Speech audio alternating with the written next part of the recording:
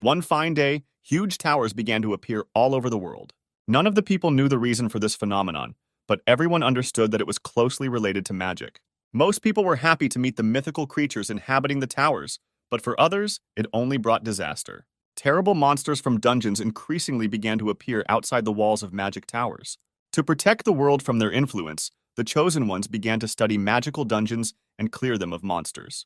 To resist the terrible monsters inhabiting the magic towers, the Chosen Ones had to have superpowers. Over time, people started calling these chosen daredevils superheroes. Since childhood, the guy was fond of superheroes and did not miss a single TV show or news related to the Chosen Ones. The guy admired how superheroes use their abilities to help people. He really wanted to have superpowers and be famous all over the world, so he decided by all means to become one of them. To achieve his goals, the guy began to study hard, spending days and nights studying complex disciplines. The guy began his training with the simplest books that explained the basics of mana management. Every year he moved on to more complex books and scientific treatises, devoting a huge amount of time to studying them. The moment came when the guy read almost all the books available in the country. Students gathered near the information board to get acquainted with the results of the entrance exams to the academy. The guy's name is Honin. He does not hide his joy because he successfully passed the entrance exam and took first place. Honin managed to get into the academy. His childhood dream came true, and now he can become a superhero. Honin is studying at the university for the second year. He reads the letter carefully. The guy learns that he occupies 274th place in the table of ranks. Honin is losing a training match. He believes that there are obstacles in his way that cannot be overcome.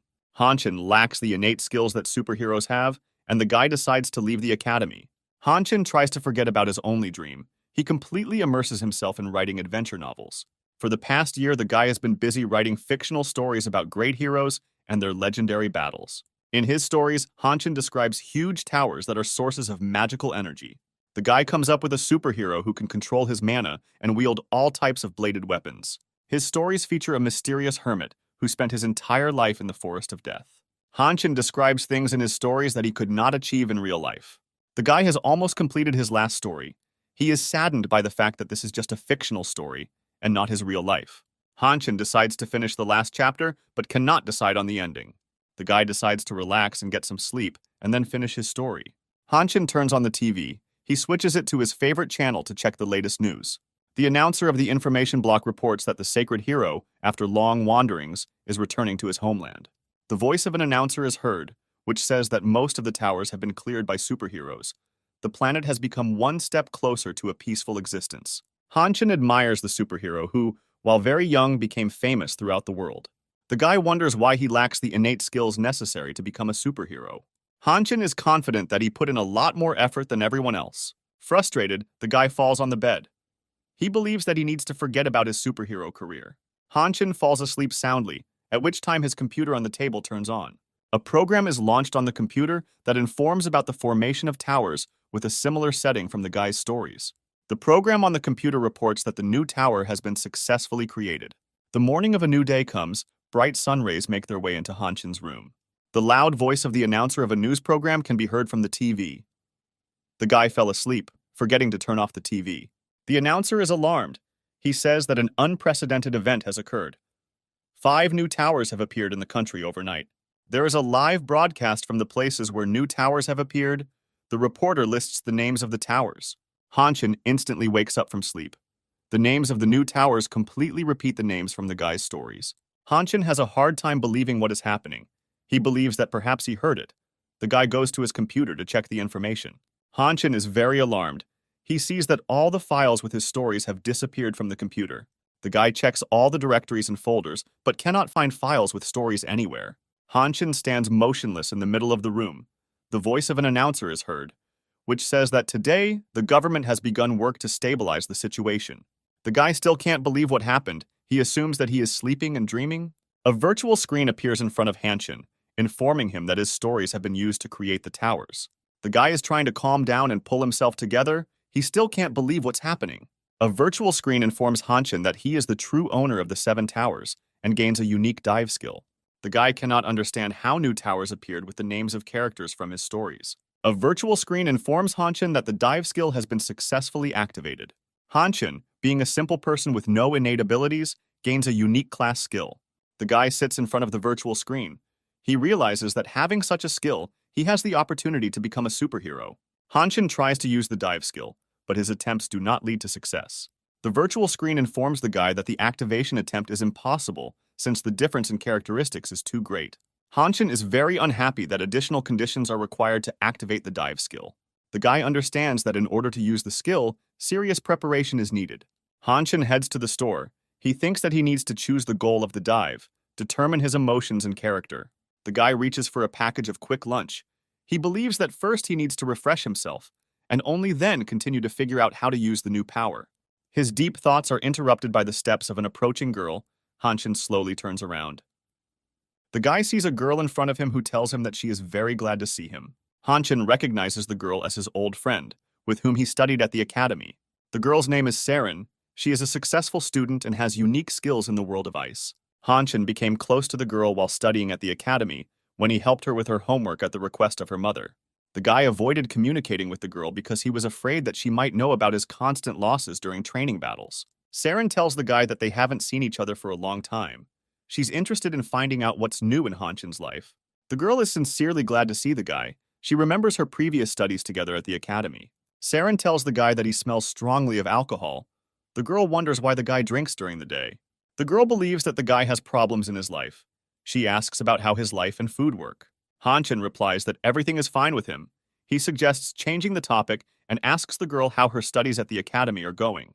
Sarin tells the guy that he is still remembered at the academy, as he was a very prominent student and showed great promise. The girl reports that there are rumors that the Guild of the Heavenly Palace tried to recruit the guy. The Heavenly Palace Guild is one of the 3 strongest guilds in the country, and it is difficult for ordinary students to get into it. Hanshin is surprised that he is still remembered at the academy after leaving. The guy says that he was pleased to meet an old friend, and it's time for him to return home. Suddenly, the entire surrounding area of the store is filled with Everton energy. Everton's energy flow is very strong. Hanshin is trying to concentrate and collect his thoughts. There is a stranger standing in the corner of the room. The guy notices him and makes the assumption that this man is a follower of demons. Hanshin tries to understand where the demon follower came from and what he could be doing here. Sarin notices a change in the guy's behavior and asks him about the reason for his concern. A demon follower standing in the corner of the store begins to emit dark energy. The mysterious man is unable to stay on his feet and falls to the floor next to Hanshin and Sarin. The girl sees the unconscious man and tries to approach him to help, but Hanshin orders her to stay put. The guy realizes that Everton's mysterious follower is starting to summon blood wolves. Dark energy creates a huge energy portal. Hanshin and Sarin watch what is happening with alarm. Blood wolves, summoned by an Everton follower, begin to emerge from the energy portal.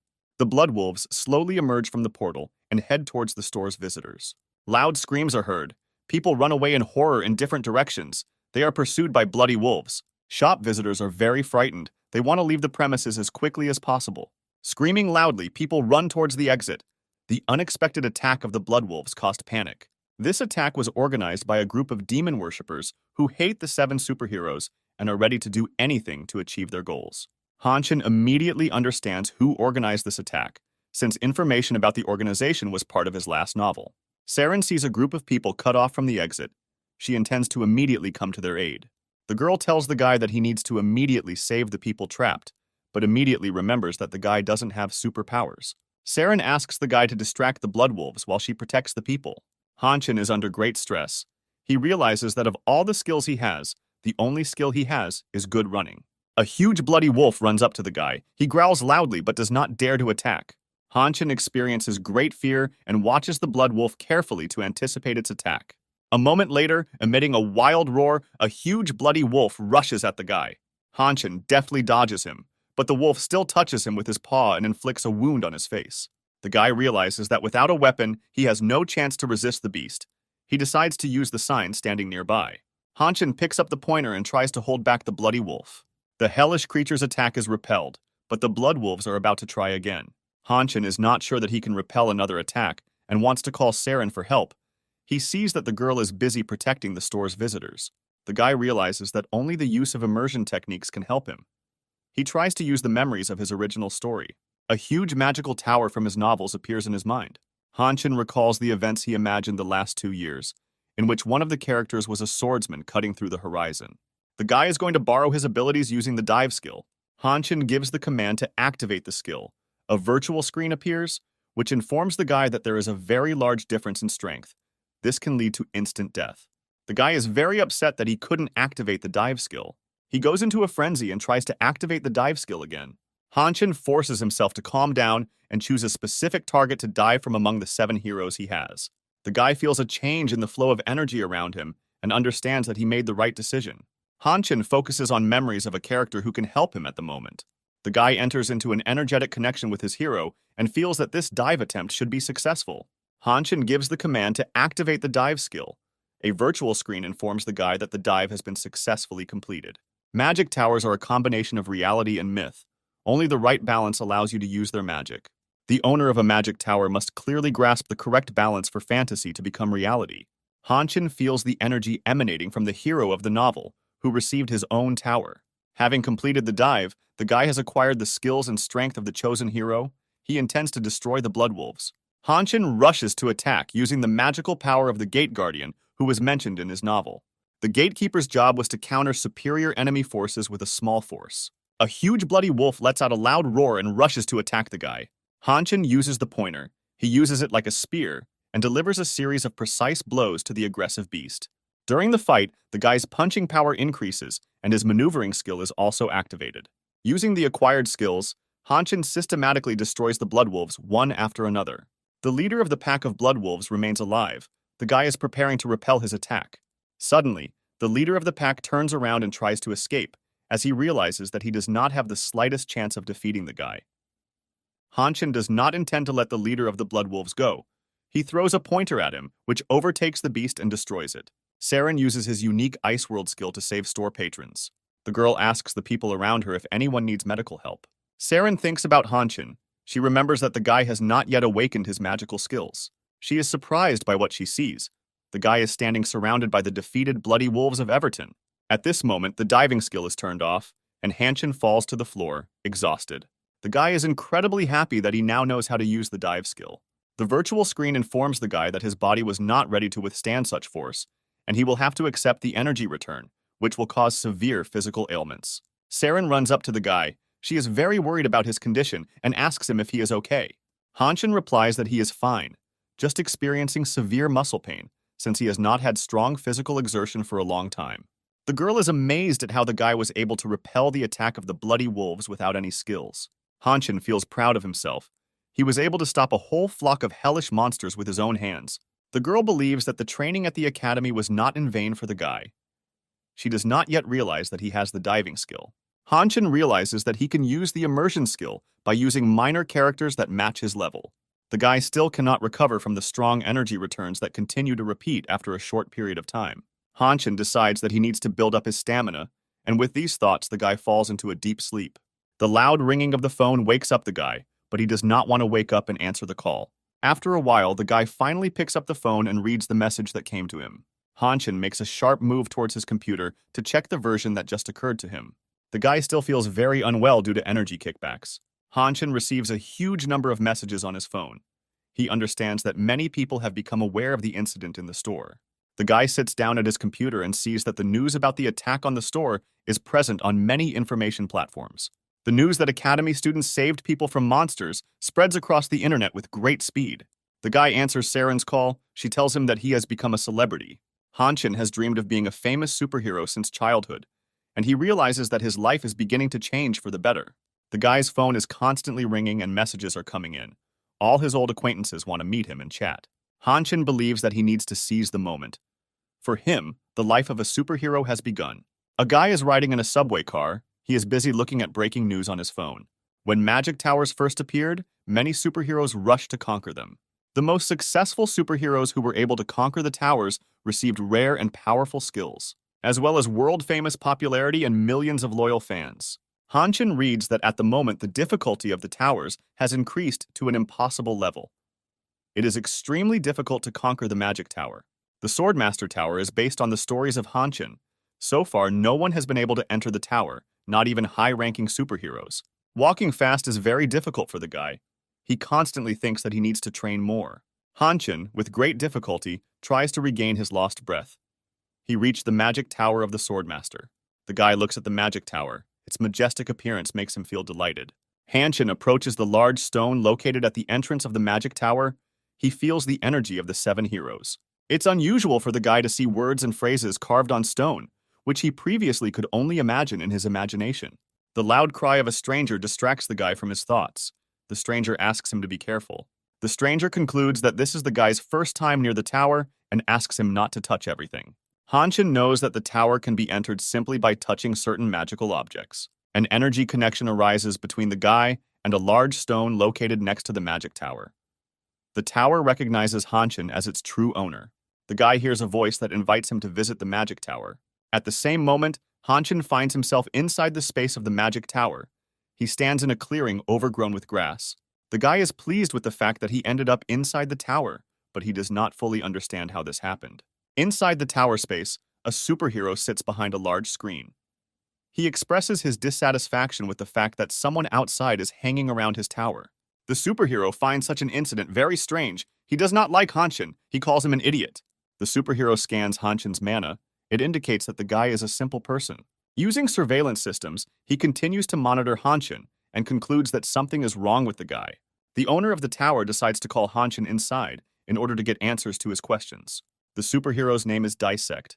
He orders to invite the guy to the first floor of the Swordmaster's tower. On a busy street, a talk show dedicated to conquering magic towers is broadcast on a large television screen. Hanshin recalls how in the recent past, he made superhuman efforts to become a superhero. The guy took last place in the practical exam and was labeled a failure. A virtual screen appears next to Hanshin, informing him that he has been invited inside the magic tower. The virtual screen demands that the guy stop pretending to be a loser and go inside the tower. The owner of the tower lowered the difficulty level for entering the tower. This greatly interested Hanshin. The guy asks how the tower owner can change the difficulty level of the defense. Hanshin realizes that Disect may be very different from the character he created. He recalls the story of his fictional hero who, with the help of his teacher, awakens mana, defeats his enemies, and becomes a famous superhero. In the past, he could not imagine that he would be able to talk to the main character of his book. The guy remembers what other options there might be in order to penetrate the tower. A loud scream distracts him from his thoughts. A huge majestic dragon hovers in the sky above the guy. Hanshin looks at it with fascination. The guy remembers that disaster-class monsters should appear in 50 minutes. Hanshin decides to start doing something. If he remains in place, he will certainly die. To begin with, Hanshin is about to understand where he is. He feels the wet soil of a grassy meadow under his feet. The guy examines the space around him. He sees a large number of incomprehensible pieces of wood. Hanshin picks up one of the pieces of wood from the ground and looks at it carefully. The guy understands that these are fragments of wooden swords that are used for training. Hanshin continues to look at the fragments of wooden training swords and remembers the first chapter of his novel. The guy remembers that the tower in which he is located was the place where the untalented boy awakened his talent. Hanshin picks up a piece of wood and makes a wooden training sword. The main character knows that the opening part of the novel will take place in the tower, so he begins intensive training. The guy hopes that in the near future, he will be able to penetrate the first floor of the magic tower. At times, the main character has doubts. Even though the towers were created based on his novel, he is not confident in the successful completion of the mission. Hanshin understands that the more he doubts, the less time he will have. The guy thrusts his wooden training sword into the ground with all his might. The main character holds his wooden sword tightly. He feels that the sword has rested against something. Hanshin pulls out a wonderful plant from underground that can permanently increase magical power by 1 level. The guy looks around and notices that there is a large concentration of a very rare magical plant around. He does not intend to waste time and begins to greedily eat the woven coconut fiber. The magical plant not only looks terrible but also tastes disgusting. Despite the terrible taste, the guy finds strength and continues to eat woven coconut fiber. The virtual screen informs the main character that there are 45 minutes left before the monsters appear. Hanshin tells himself to pull himself together. He needs to continue eating the disgusting tasting plant in order to stay alive. The guy experiences nausea and severe stomach pain. He cannot remember how many plants he ate. Hanshin feels that his perception of mana has increased, but the guy's physical condition is extremely unstable. The main character has accumulated enough mana. Now he needs to transfer it to the sword, as the hero of his novel did. Disect, sitting on a large throne inside the tower, watches Hanshin in surprise. She is surprised that the guy knew about the existence of a magical plant. Disect suspects that the guy has information about the magic tower, since it is impossible to accidentally guess the existence of the plant. Hanshin concentrates magical energy. He begins to remember his novel. A young magician girl's name is Alice. One day she lost all her partners during an unsuccessful raid on demons. Alice met Disect and taught him mana control, since the guy at that time could not use it correctly and was harming himself. Alice constantly helped the people around her, and over time she became Disect's first teacher. Honin chooses Alice and plans to use her for the next dive. The guy raises his wooden training sword high above him and fills it with magical energy. With great force, he thrusts the wooden training sword into the ground, a huge whirlwind of energy surrounding the guy. Honin shouts loudly, using magical energy. He summons the dive skill. The surrounding space is illuminated with flashes of energy. The immersion into a high-level magician has been successfully completed. Disect watches Honin carefully. He jumps out of his chair in surprise. He feels a familiar energy. Disect can't figure out who the guy is. He senses his teacher's mana. Honin slowly clears mana and directs it from the heart to the fingertips and then into the sword. The magical flow of mana begins to get out of control. It is greatly depleted. Disect continues to be surprised by the guy's skills. He sees how he tries to use mana control.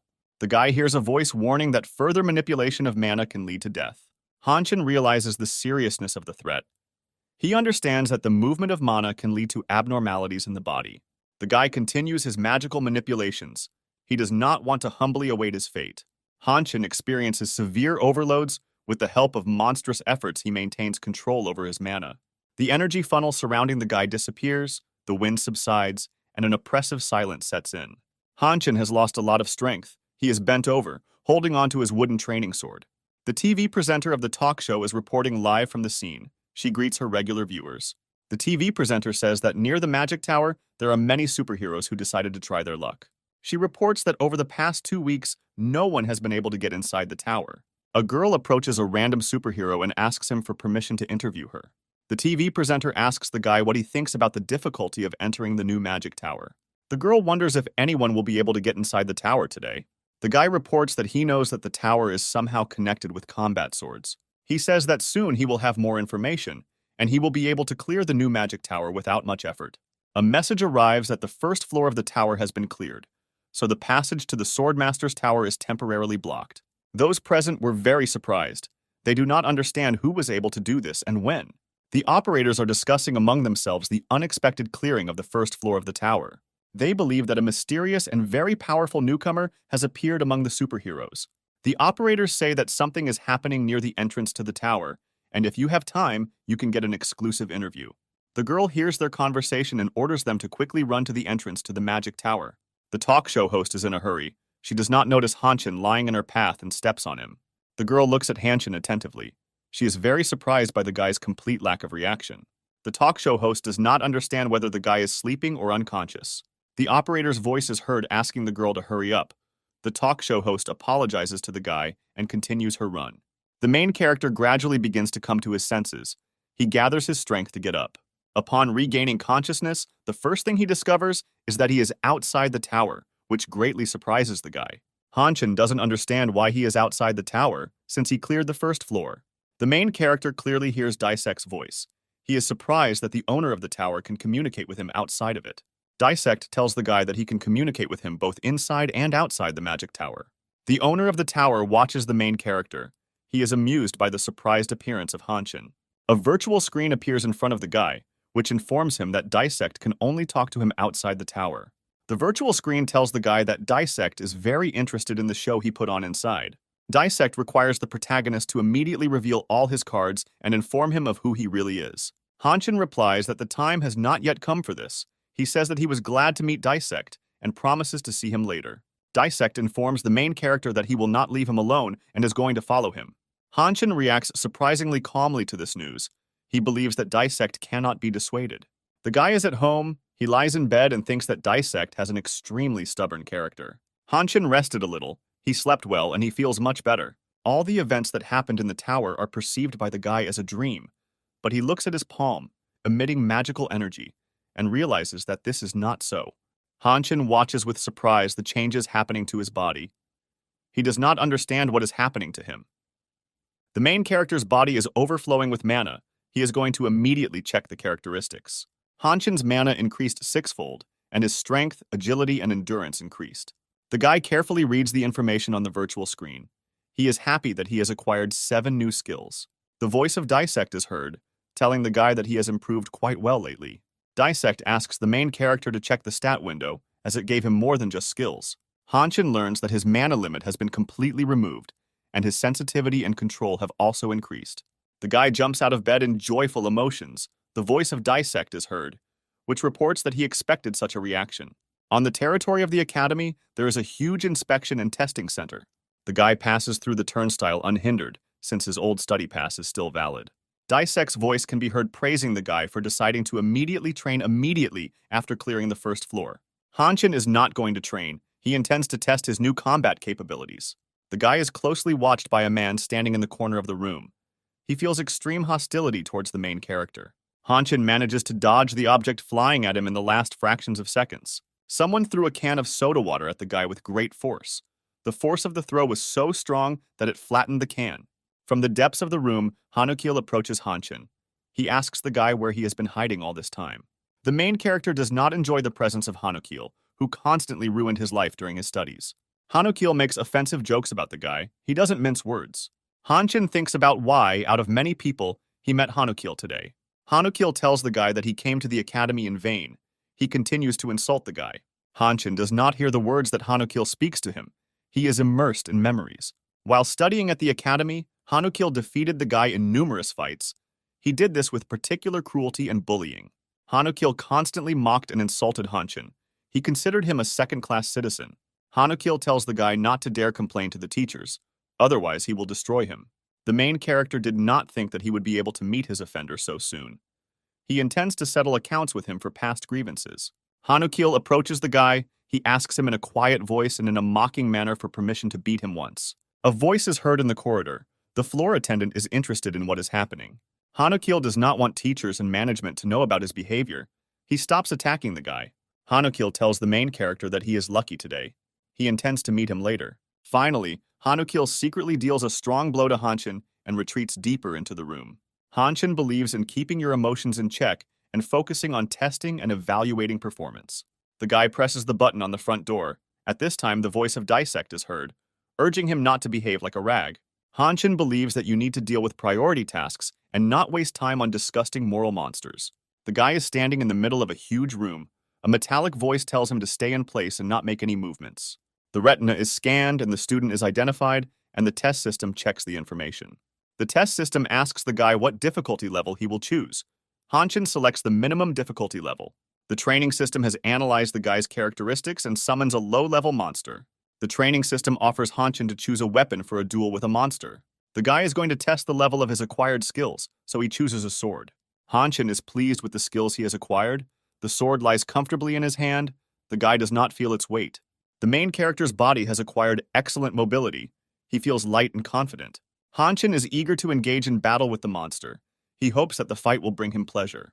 The monster rushes to attack the guy. Honin cuts the training monster in half with a sharp blow. The guy cannot hide his joy. He defeated the training monster in a few seconds and set an academy record. Honin's next opponent is a more serious monster, a third-level wild stone wolf. The students present, located in the main hall, carefully watch the guy being tested using a large screen. Honin turns his attention to the noise and excitement near the screen. He becomes interested in what is happening there. The test is closely monitored by a teacher named Pom Chun. He is a zero-generation superhero with a lot of skills. Honin approaches Pom Chun. He says that he has long dreamed of becoming his student and asks to watch a video of his fights. Teacher Pom Chun replies that it will be difficult since he has just discovered an interesting guy. Honin wonders who could have attracted the attention of the academy teacher. Letting out a loud growl, the huge stone wolf slowly approaches Honin. The Pom Chun University teacher presses the speakerphone button. He intends to instruct the guy. Pom Chun asks the main character if he can hear him well. The teacher's voice distracts Honin from the fight for a moment. The guy answers Pom Chun. He says that he hears him well. Honin can't believe that the teacher chose Honin as an applicant. He asks Pom Chun not to rush into choosing. Pom Chun did not have time to turn off the speakerphone button. The guy listens carefully to the teacher's dialogue with Honin. The university teacher is pleased with Honin's actions and considers him an interesting and promising candidate. In the next room, a survival test is taking place. The student must survive in extreme cold for 7 hours. The test room can manipulate a person's feelings and can instill great fear. Most subjects experience intense fear, which prevents them from passing the test, but Honin does not respond to suggestion. The academy teacher notices that the guy is not the least bit scared and is not trying to escape. Honin is preparing to repel the attack of the stone wolf. The guy intends to pass today's test with an excellent result. The academy teacher presses the speakerphone button. He intends to find out who the guy is, a desperate daredevil or a fool. Pom Chun asks the guy over the speakerphone whether he can hear him well and asks him to answer him. Honin cannot clearly hear the teacher's voice. He does not understand what he wants to tell him. Pom Chun advises the protagonist to approach the stone wolf to see its weak point. This time the guy heard the teacher's words well. He is going to follow his instructions. Honin does not want to provoke the stone wolf into a premature attack, so he approaches it very slowly. When the guy reaches the required distance, he rushes to attack the monster. Honin delivers a series of slashes at the stone wolf, but the beast manages to dodge them. The guy intends to find a weak spot in the stone wolf's energy defense. A moment later, he discovers a gap in the energy protection located on the back of the monster's neck. The guy begins to approach the stone wolf to deliver the decisive blow.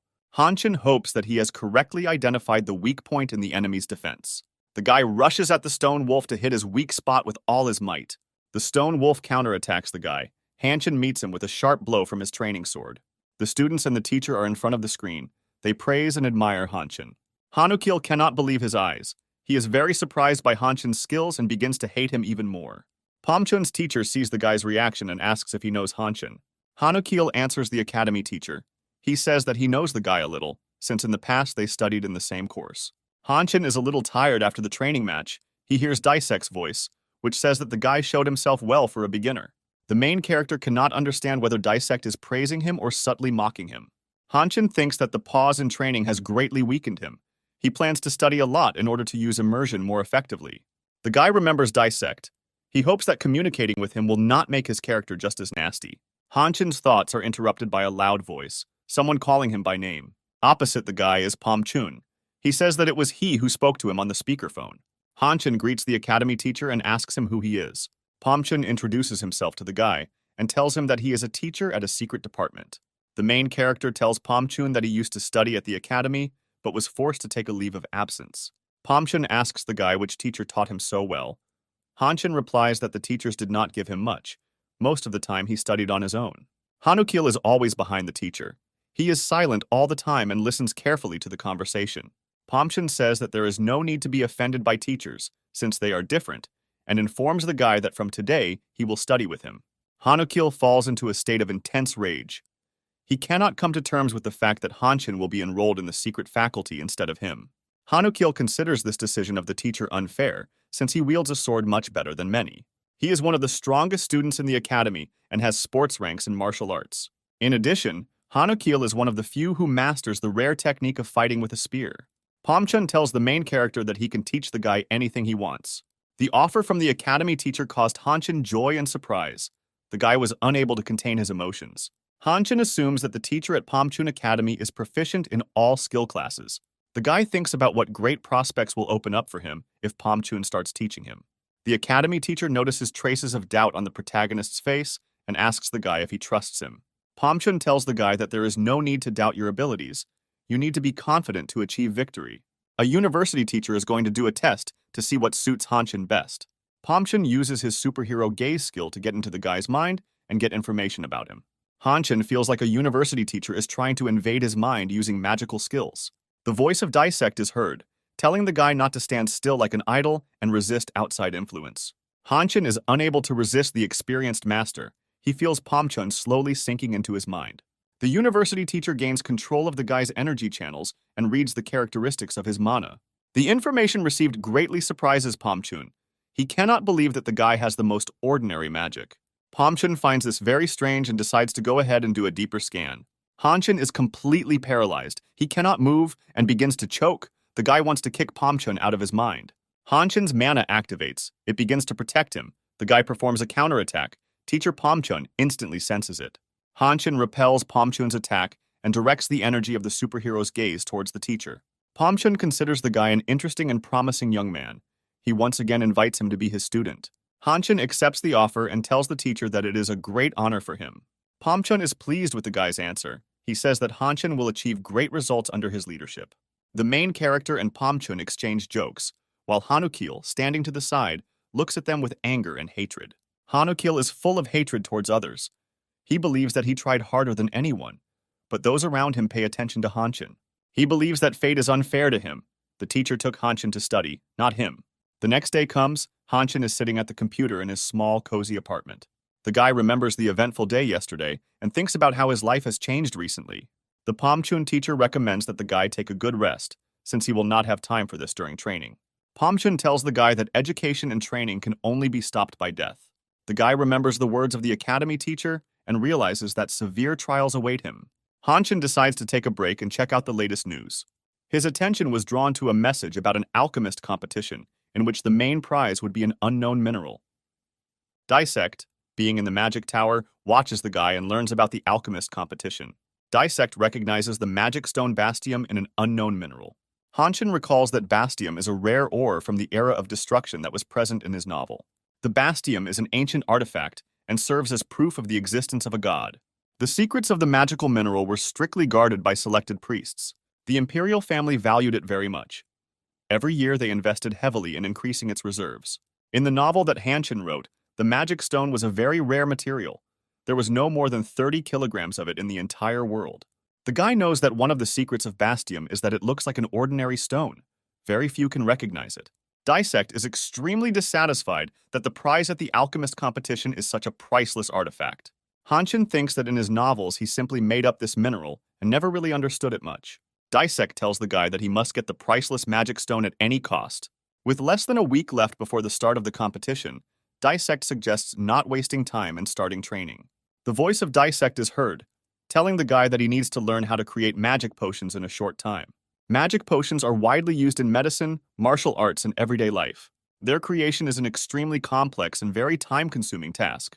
Students attend classes for years to learn how to make even low-level potions. Using the skill of immersion, Hanshin spends days training and making magical infusions. With the help of imperial alchemy, he finally manages to create a first-level magic potion. The guy looks around. He notices that a large number of high-level students are taking part in the competition. Among the many participants in the competition, Hanshin sees famous students. One of them is Ronald. His father belongs to an ancient, powerful dynasty of masters. Hanshin thought that no one would be interested in the unknown stone, but he forgot about the masters. Superheroes collect a variety of rare materials in towers and dungeons. They bring them to masters who, using their knowledge and skills, create magical objects. Only 40 people receive the title of artisan. Among them, there are 8 of the best, who are called masters.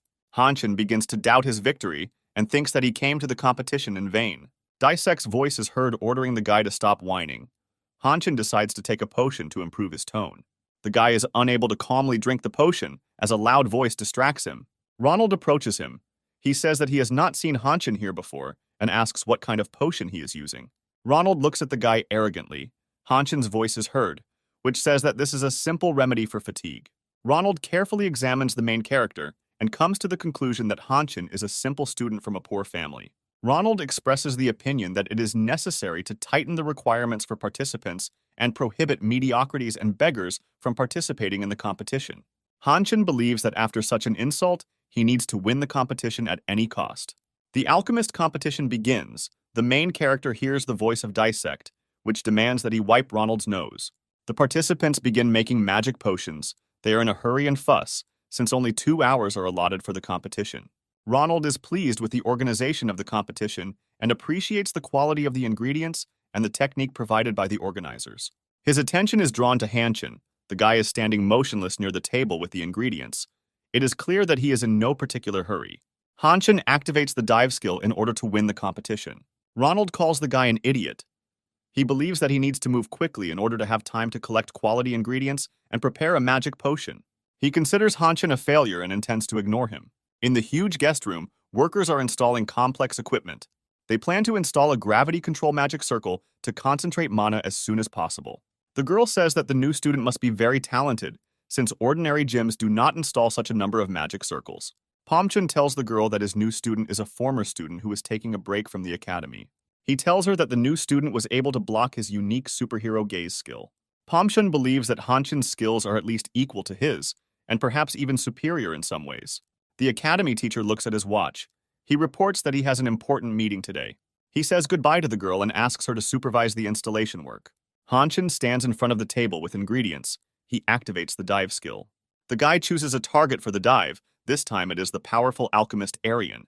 In the guy's novels, the girl was a student of the great alchemist. She was not the best, but she had unique skills. Arian was fully aware of her shortcomings, so she read 100 magical books a day. As a result, she became the first student of the great alchemist, who shared his invaluable knowledge with her. Arian is capable of creating unique alchemical potions with which Hanshin can gain secret skills. The main character slowly drinks the magic potion that he received from Arian. A moment later, Hanshin is captured by a strong air vortex. The guy receives a huge amount of knowledge. The main character feels that his head is about to explode from the amount of information. He hears a voice saying that the amount of knowledge exceeds the permissible limit. Hanshin temporarily gains alchemy knowledge and experience, which increases every minute. Disect watches the guy. He feels that the energy is different from what it was during their training together in the tower. Hanshin has experienced severe physical and mental overload. The guy is trying to come to his senses and collect his thoughts. After a while, he returns to reality and carefully looks around. Hanshin realizes that there is little time left to prepare the magic potion, so he heads to the shelves with the ingredients. The guy observes empty shelves in front of him. While he was busy activating the immersion, all the ingredients were sorted out. Hanshin understands that only poisonous plants and minerals with weak magical powers are available. The voice of Disect is heard. He tells the guy not to waste time and start making poison, which can count as a useful potion for fighting monsters. Hanshin's gaze falls on the Dilipia bush. It can raise body temperature and even melt veins if consumed without processing. The guy comes up with a great idea. He is confident that even with poisonous ingredients, he can prepare a first-class potion. Hanshin takes a small bowl with his hands and quickly pours the necessary herbs and minerals into it.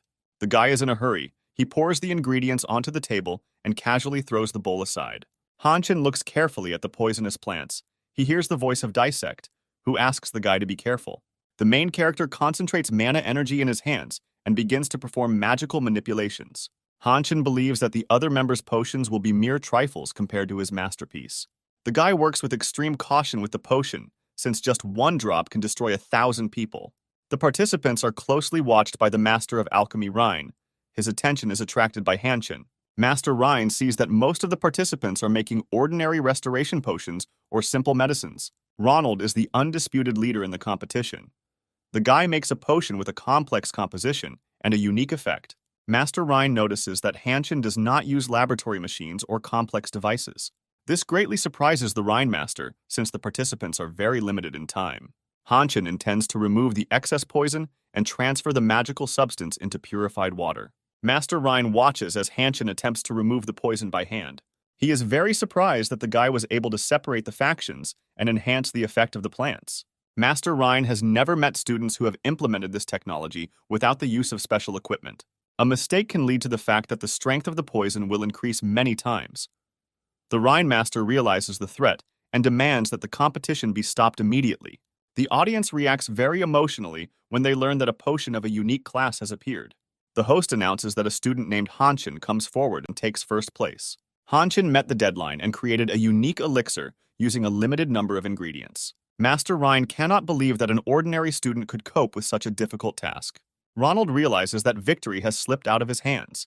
He cannot contain his emotions. The presenter's voice is heard, announcing that Hanshin is the winner of the alchemist competition. Ronald completely loses control of himself. He declares that a beginner cannot make a unique potion. He loudly declares that Hanshin broke the rules and cheated in making the potion. Ronald, in a fit of anger, demands that the guy immediately admit to fraud.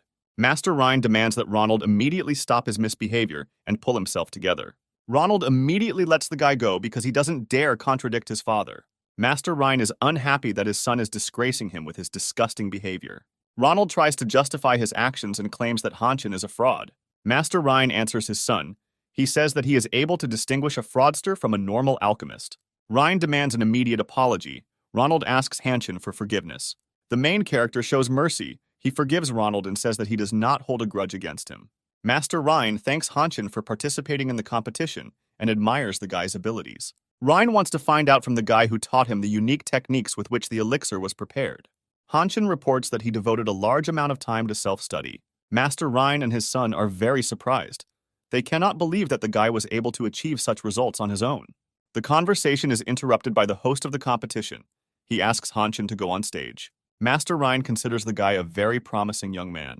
He tries to support Ronald and tells his son that he will definitely achieve great victories in the future. Ronald promises to study hard in order to take first place in the next competition. Hanshin takes the stage and the award ceremony begins. The Pom Chun Academy teacher is pleased with his new student and gives him the championship cup. Hanshin is incredibly happy to receive the championship cup from the hands of his new teacher. The main character and his new teacher are sitting on the veranda of a cozy cafe. They are discussing the past alchemist competition. Pom Chun is very surprised by the level of knowledge that the guy acquired through self-study. Hanshin informs his teacher that the reason for his participation in the competition is the magical mineral basum. The academy teacher knows nothing about the unique properties of the magical mineral. He tells the guy that it never ceases to amaze him. Pom Chun asks Hanshin a question. He wants to know if the guy was in any guilds before becoming his student. The guy replies that he did not undergo any individual training and was not a member of any guild. Pom Chun's voice is heard. He says that he does not understand why the guy needs basum. Hanshin reacts emotionally to his words. Pom Chun carefully examines the magical mineral. He does not notice anything special and considers it an ordinary stone. The guy asks his new teacher to use the superhero gaze skill to realize the essence of basum. Pom Chun doesn't take the guy's proposal seriously, but Hanshin manages to convince his new teacher. Pom Chun activates his unique superhero gaze skill. He intends to obtain information about the mineral. Hanshin watches closely as his teacher dives into subtle information structures. Pom Chun increases the amount of mana energy to penetrate the essence of the mineral. The academy teacher is very surprised that an ordinary-looking stone is a unique mineral capable of storing, enhancing, and concentrating mana. Hanshin is pleased that he finally managed to reach out to his teacher. Pom Chun's voice is heard telling the guy that in the near future he will give the mineral to one of the masters. Hanshin is incredibly happy about this news. Pom Chun suggests that the guy relax or meet with friends before training begins. Hanshin begins to remember his old friends with whom he studied at the academy. Pom Chun says goodbye to the guy. He says that he will prepare an individual training program for him. Hanshin hasn't talked to his friends for 2 years. He takes out his phone to call them. The guy is looking through the list of contacts on his phone, and suddenly his old friend calls. Hanshin's old friend tries to call, but the guy doesn't pick up. Suddenly, the main character turns his head and sees that his old acquaintance is very close to him. The guys are sitting in a restaurant, remembering their studies together and having fun. An old friend's name is Khan. He is very surprised that they met near a cafe. Khan is a leader in the academy and has shown outstanding ability in all disciplines since joining. Hanshin is proud of his friend, as the guy has many talents, one of which is swordsmanship. Khan tells the guy that there was quite a commotion in his academic group chat when he said he was having lunch with Hanshin. Khan informs the guy that Yuna will soon join them. The girl expressed her desire to meet. Hanshin becomes very worried when he hears this news. Yuna helped the guy deal with problems at the academy. She was always on his side. Khan tells the guy that it was very difficult for Yuna when Hanshin stopped communicating. Khan says that the girl is already very close. They are separated by only a few blocks. Hanshin begins to feel the presence of Everton's energy. The energy belongs to the type of curse. The guy has a bad feeling and intends to free the girl from Everton's curse. Hanshin begins to feel the distortion of mana more and more. He asks his friend about it. The silhouette of a girl appears in the doorway of the cafe. She begins to move towards the table at which the guys are sitting. Yuna approaches the guys. She greets them and says that she is glad to see them. The guys look at the girl carefully. Hanshin clearly feels the impact of Everton's energy. The warm morning sun brightly illuminates the main building of the academy, and classes begin there. Hanshin slowly makes his way to the central library, deeply immersed in his thoughts. Near the stairs, a guy notices a group of students discussing the results of a written exam. Hanshin passes by the students. He accidentally slightly touches one of them. The guy immediately attacks Hanshin, accusing him of deliberately hitting him. Suddenly, the guy throws a sharp punch at Hanshin to knock him down. Hanshin didn't expect the kick. He loses his balance and falls down with a crash. A girl's loud voice is heard. She is very outraged by the behavior of the students. The girl demands that the students immediately apologize to the guy and think carefully about their behavior. Hanshin did not expect such a reaction from the girl. He is surprised by her determination and fearlessness. The girl is outraged by the disgusting behavior of the students. She considers it mean to discuss a person behind his back and do petty dirty tricks. One of the students is about to attack the girl, but his friends hold him back. The girl believes that the students will not have the courage to attack her, since she is the daughter of the director of the academy. Yuna asks the guy if he's okay and extends her hand to help him get to his feet. Hanshin slowly rises from the floor. The voice of a girl is heard, offering to have lunch together. Yuna tells the guy that he looks very strange and confused. Yuna and Khan are the best students at the academy. Hanshin is proud to have such friends. Hanshin was often bullied at the academy, but Yuna always came to the rescue in time and punished the offenders. Yuna maintained discipline. She punished offenders during sparring and practical lessons. Hanshin recalls that he still has not thanked the girl for her attitude towards him. Old friends are sitting at a table in a cozy cafe. They remember the old days. Khan tells the girl that she looks sickly and last time she looked better. Hanshin asks the girl if anything strange has happened to her in the near future. Yuna recalls one unusual incident that happened to her recently. The academy was preparing for a tour of the dungeons, and the girl was asked to help check the route. Yuna goes inside the new dungeon. She doesn't notice anything unusual. After some time, the girl finds an unusual stone, which is located in one of the caves. Yuna approaches the stone. There is a strange spot on it. The girl touches it. A strange substance comes into contact with the girl, and she is subjected to a powerful blow of unknown energy. Yuna looks at the stone in surprise. The bloody mark that was on it has disappeared without a trace. The girl hears the voices of professors. The teachers report that it is time to return. Yuna does not attach much importance to the incident. She quickly walks towards the exit of the cave. The guys were very interested in the girl's story. They believe that the incident was not a simple illusion. Hanshin looks at the girl carefully. He sees that her mana is in chaos and greatly distorted. Yuna asks the guys to stop scaring her. She says that she recently went to the doctor, who told her that she was fine. Hanshin intends to explain to the girl that she is in great danger. The guy is going to help the girl. He asks her permission in order to immerse himself in her mana. Yuna tells the guys that there is no reason to worry. She suggests changing the topic of conversation. Hanshin summons the immersion skill to penetrate the girl's mana. Yuna and Khan look at the guy in surprise, since he did not have such skills while studying at the academy. Khan senses the presence of the healing light and asks Hanshin about the state of the girl's mana. Hanshin understands that the demon worshippers, using the power of demons, cast a curse on the girl. The protagonist successfully activates the immersion, this time using the image of a minor priest he created in one of his novels. Hanshin's mana is temporarily transformed into divine energy, which he intends to use for healing. The guy begins magical manipulations. He is confident in his success, since the curse has not yet gained strength.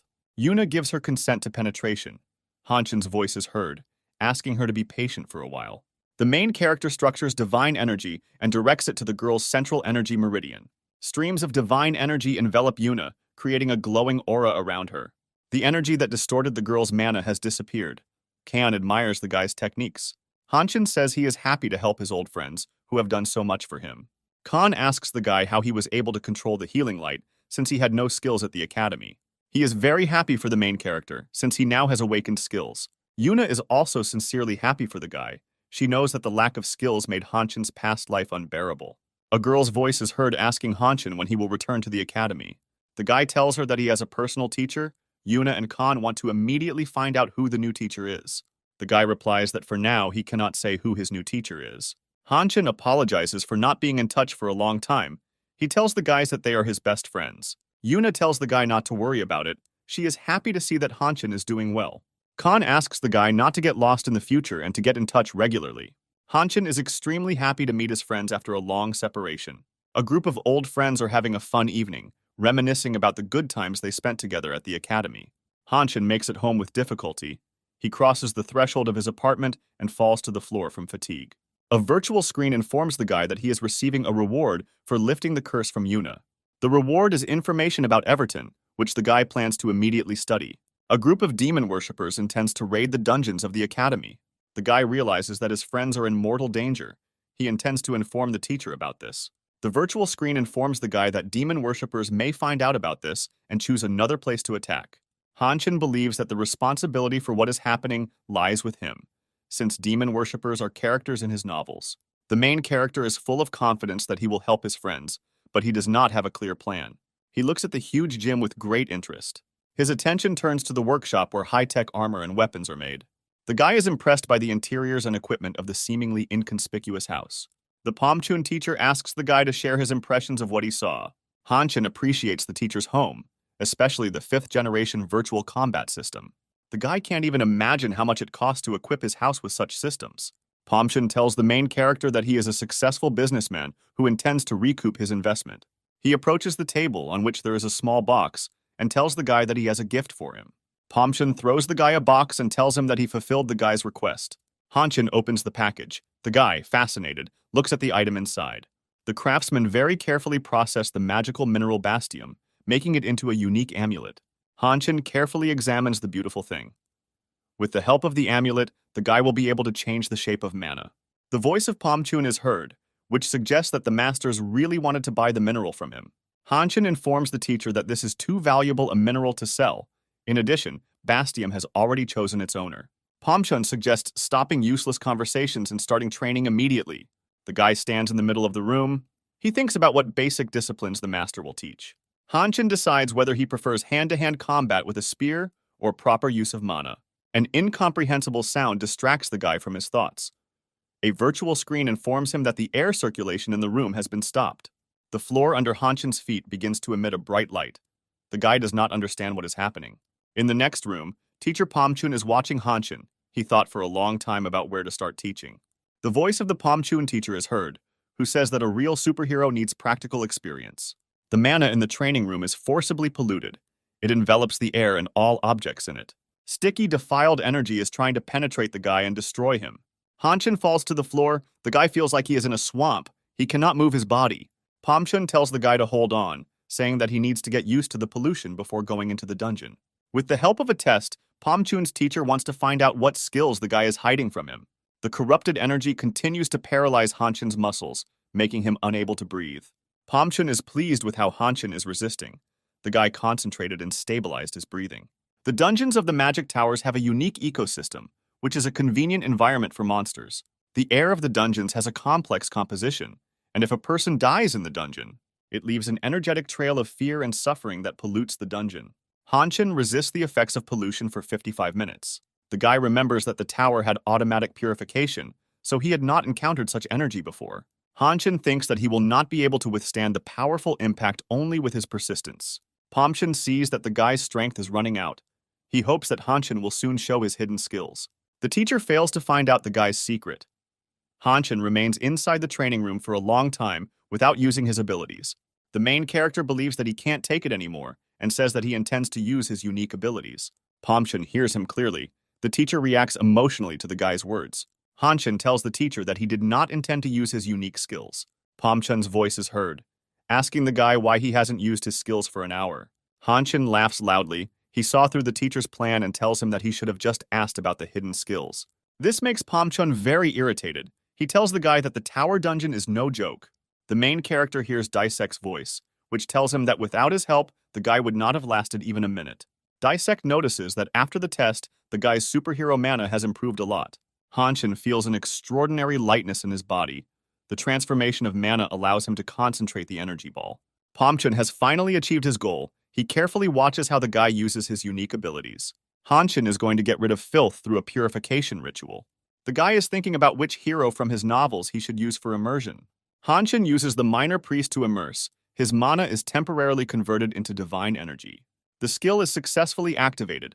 Hanshin is under the reliable protection of divine energy. The younger priest protects the guy. The sacred energy quickly heals his body. Teacher Pom Chun believes that using this skill, the guy will soon lose consciousness. Pom Chun is very surprised. The guy continues to remain conscious. Hanshin notices his teacher's reaction and asks why he is surprised.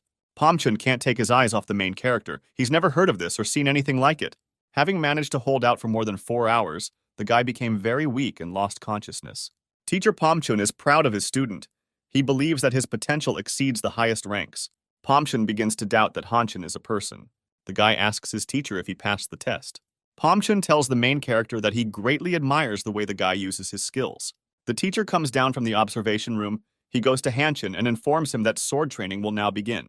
Hanshin is very surprised. The teacher did not give the guy time to rest and recover. Pom Chun tells Hanshin that he will use his swordsmanship to its full potential. The guy is not good at sword art, so he asks the teacher to reconsider his decision. Over time, Hanshin notices that the rigorous training regimen gives good results. He has acquired excellent physical shape and feels good. The academy's management has planned a trip to the dungeon, which is located in the Tower of Light. Hanshin believes that students have nothing to worry about, as the squad will have security and high-level teachers.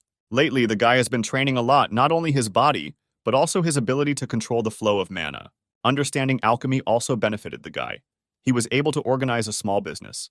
Hanshin uses a mobile banking application. The guy made good money selling his mid-level magic potions. The main character visits a specialized store. He is interested in the artifact storage department. Swords of extremely rare rank attract his attention. but the amount of money earned is not enough to purchase an artifact.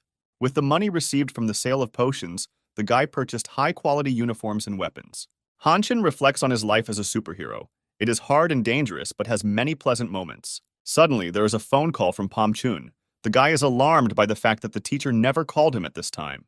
Hanshin answers the call. The teacher tells the guy that he will be absent for a while, as he is going to go to the dungeon. The association asks teacher Pom Chun for a favor. He goes to the dungeon as the general manager. Hanshin tells the teacher about his great desire to visit the dungeon. Pom Chun refuses the guy, citing that this dungeon is very dangerous. Hanshin continues to beg the teacher to take him with him. The guy tells the Pom Chun teacher that he is not currently a student at the academy, so he cannot visit the dungeon.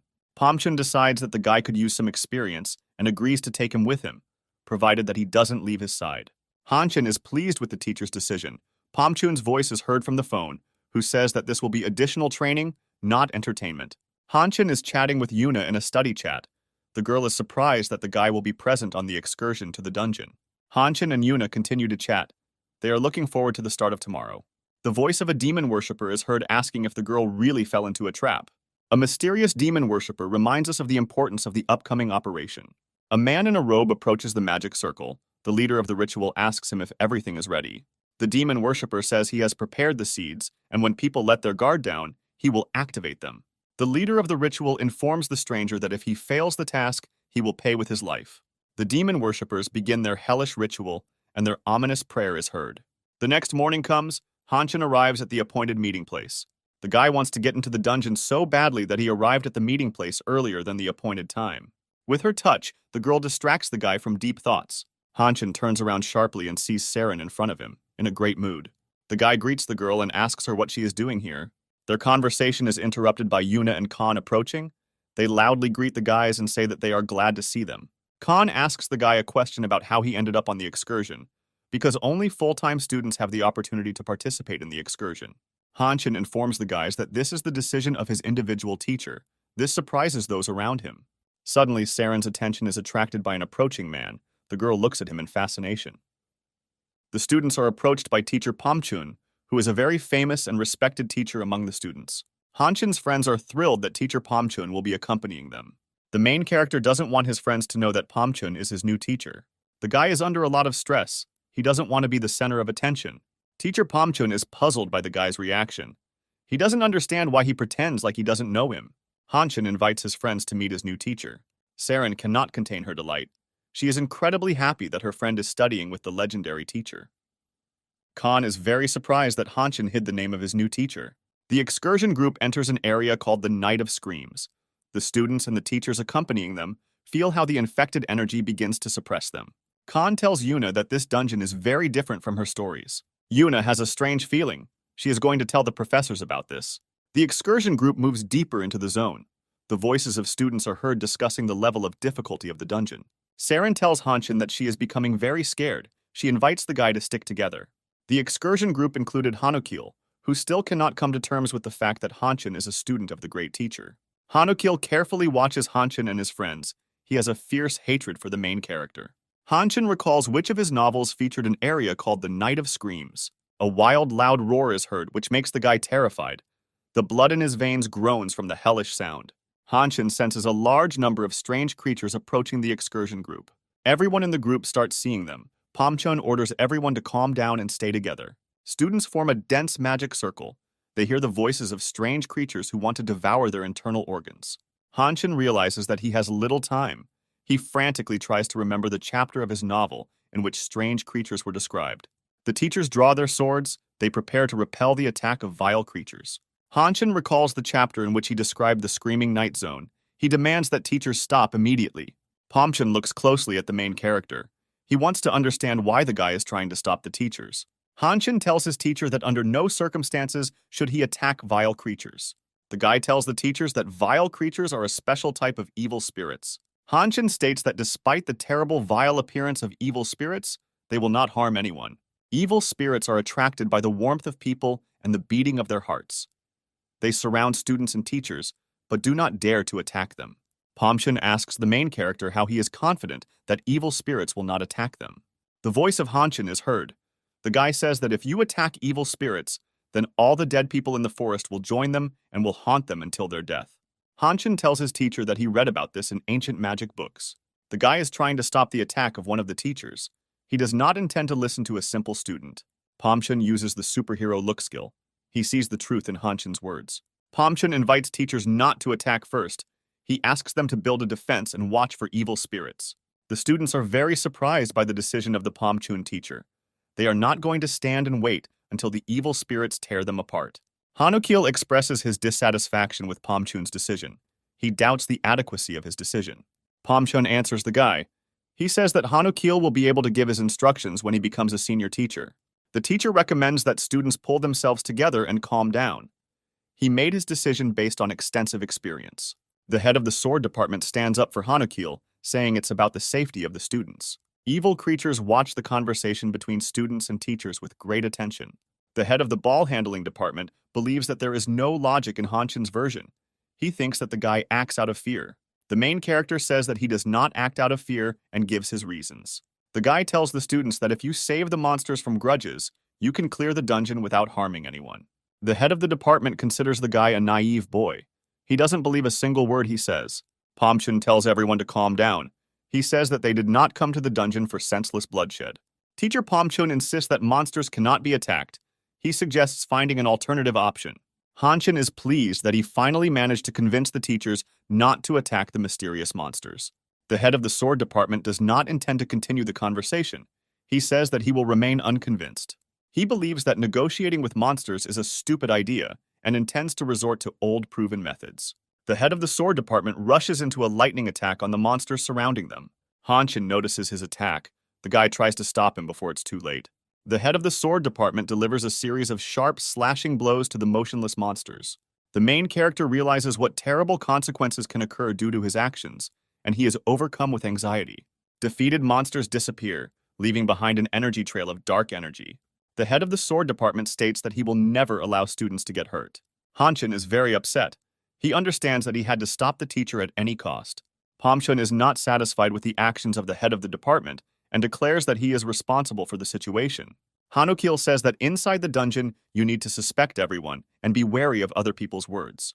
Pom Chun believes that it is unacceptable to ignore orders and allow unauthorized actions. Hanshin sees that there is no time left for talking. He feels the difficulty level of the dungeon becoming more difficult. The state of the monsters in the dungeon changes. They begin to move and begin to make eerie screams. The students don't understand why Professor Pom Chun wanted to avoid the fight. The girl notices that the fog surrounding them began to thicken strongly and approach them. Professor Pom Chun asks Hanshin if he has any thoughts on the brewing problem. The guy answers him, saying that it is too late. The monsters of the dungeon have begun their transformation. Dungeon monsters intend to avenge their slain comrades. They are going to immediately destroy the aliens who disturbed their peace. All the souls of the forest begin to transform into more dangerous evil spirits.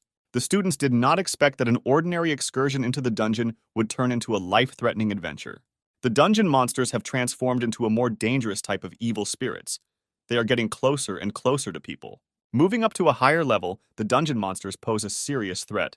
Hanukil begins to scream loudly. He is unable to control the wild horror that has paralyzed his body. Suddenly, the head of the sword department falls to his knees and is attacked by energy attacks from the monsters in the dungeon. He begins to choke and tries to call for help, but is only able to make loud wheezing sounds. Pom Chun calls Sarin to him. He asks the girl to take the head of the sword department to a safe distance. Teacher Pom Chun believes that the creatures have turned into evil spirits, so it is necessary to engage in battle. The guy tells him that nothing will work out and asks him to settle everything on his own. Hanshin says that he knows this dungeon very well. He asks you to trust him. Pom Chun says that they need to start doing something as the evil spirits have already started attacking them. Hanshin informs the teacher that any attempts at physical influence are ineffective, as this makes the monsters stronger opponents. Sarin tries to take the head of the sword department to a safe distance. Khan is surrounded by evil spirits, and students try their best to help him. Hanshin thinks that his time has come. He needs to save his friends. Pom Chun decides to trust the guy. He allows him to act on his own. The teacher gives the guy an illusion ring, which changes the wearer's appearance at the moment of applying mana. Even though Pom Chun considers the guy a strong student, he is very worried about him. Hanshin is grateful to his teacher for his care. Despite the fact that the evil spirits have become stronger, he hopes to successfully complete the mission. The evil monsters of the dungeon used to be ordinary children. These are the souls of children who were abandoned by their parents and then died during the Great War. Many of them died completely alone, experiencing great need and deprivation. The souls of the children found their last refuge in the dungeon of the Sword Tower. The guy believes that it would be wrong to end everything with violence. He believes that the souls of children need peace. The guy performs an immersion on the temple servant, whose name is Michelle. After Michelle received revelation from the source of light, she saved countless souls filled with resentment. Hanshin previously delved into low-level priests. However, Michelle is a high-rank priestess. The guy hears a voice that tells him that the source of light wants to know who he is. Prina appears, who is a demigod angel who connects people and the source of light. Disect is very surprised by Prina's appearance. The owner of the tower cannot understand what she is doing here. Prina performs the prayer of the light source. The dive should become easier for the guy. Hanshin successfully immerses himself in a character of medium complexity. The illusion ring creates the image of Michelle. The guy is in perfect sync with the hero of his novel. The entire space around is filled with divine energy. Pom Chun admires the level of magic of his student. He senses the presence of a light source. The teacher remembers the training room. He thinks that it was this secret skill that Hanshin was hiding from him. The guy in the image of the priestess Michelle hovers over the battlefield, generating more and more divine energy. The evil spirits begin to retreat. The students notice that the reason for this is the golden shower. Priestess Michelle intends to give peace and quiet to the evil spirits of the dungeon. Sarin casts her gaze into the sky. It is a mystery to her where the magical priestess came from. The golden shower becomes stronger. Michelle's voice is heard. She says that the children have become evil spirits through no fault of their own. In the novel Hanshin, it all ended with the annihilation of the souls of dead children. However, in reality, everything happened differently. The souls of children catch drops of golden rain and cry. Together with divine energy, the souls of dead children receive peace and tranquility. One by one, they begin to disappear, leaving behind only their tattered clothes. The main character hears a voice that says that the location called the Night of Screams has been cleared. Hanshin loses consciousness and falls to the ground. He used force beyond his body's capabilities. Pom Chun sees that the guy used a huge amount of mana in a short period of time. Using huge amounts of divine energy always comes with side effects. Pom Chun gives the command to immediately send the protagonist to the hospital and request the best means of recovery. Suddenly, the excursion group is attacked by dark energy, and huge black tentacles rush towards them. Pom Chun notices the attacking opponents in time. He does not understand who it could be. While casting magic spells, a squad of demon worshippers slowly approaches from the darkness. The senior demon worshipper promises to leave everyone alive if they give him the 8th hero. Pom Chun orders the students to take care of the guy while he deals with the attackers. The leader of the demon worshippers threatens to destroy everyone if his conditions are not met. Hanshin struggles to resist the dark energy that tries to infiltrate his mind. The main character regains consciousness. He hears a voice but cannot make out the words. Hanshin is still very weak. He focuses his gaze and sees his teacher in front of him. Teacher Pom Chun asks the guy how he feels after sleeping for 3 days. Hanshin says that there is no need to worry about him. He is worried about the fate of the dungeon. Pom Chun answers the guy. He says that some saint appeared and sorted everything out.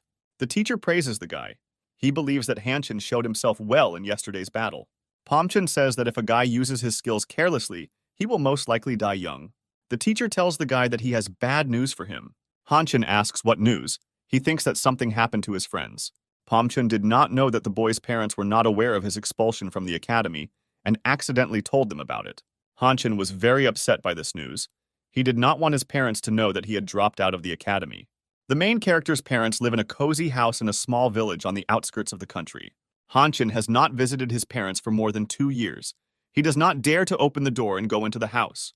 The guy remembers how incredibly emotional and touching the farewell moments were before he left for the academy. Hanshin's mother is incredibly happy to see her son, while the father looks at the guy with displeasure. The voice of Hanshin's mother is heard telling him to wash his hands and sit down at the table.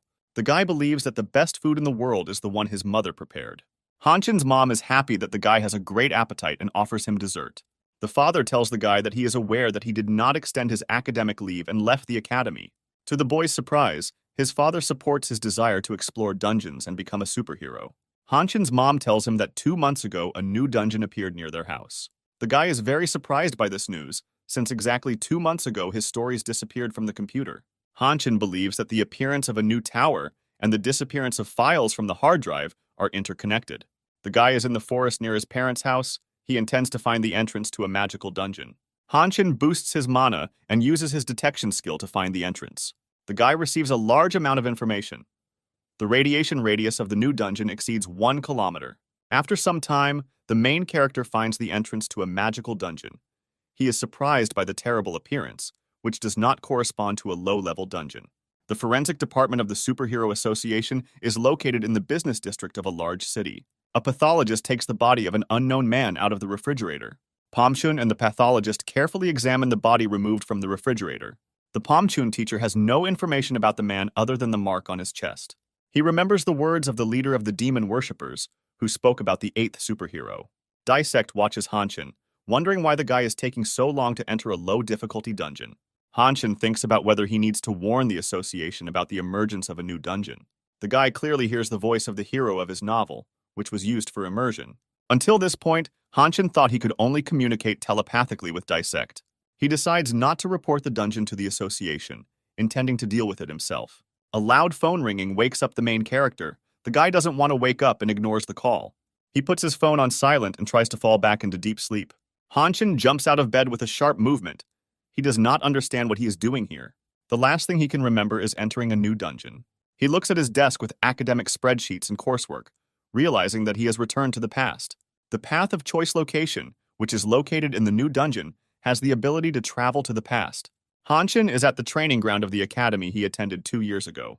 The guy moves into the university building. He stands on the balcony and watches the battle between two guys. The main character watches as the defeated fighter falls from the balcony to the first floor. A strong energy release occurs, which disorients Honin for several seconds. The main character understands that he is watching himself. This really impresses the guy. Honin tells Honin that he is a worthless weakling who is not capable of anything. The main character is very upset that he gave up and stopped resisting. Honin wonders why the magical dungeon is showing him this. Honin's friends who are nearby insult and mock the guy. They talk about how they get rewards for beating up the worthless parasite. Honin hears a voice telling him that he has many absences and unsatisfactory grades in his subjects. The main character thought that studying at the academy would be a cakewalk for him.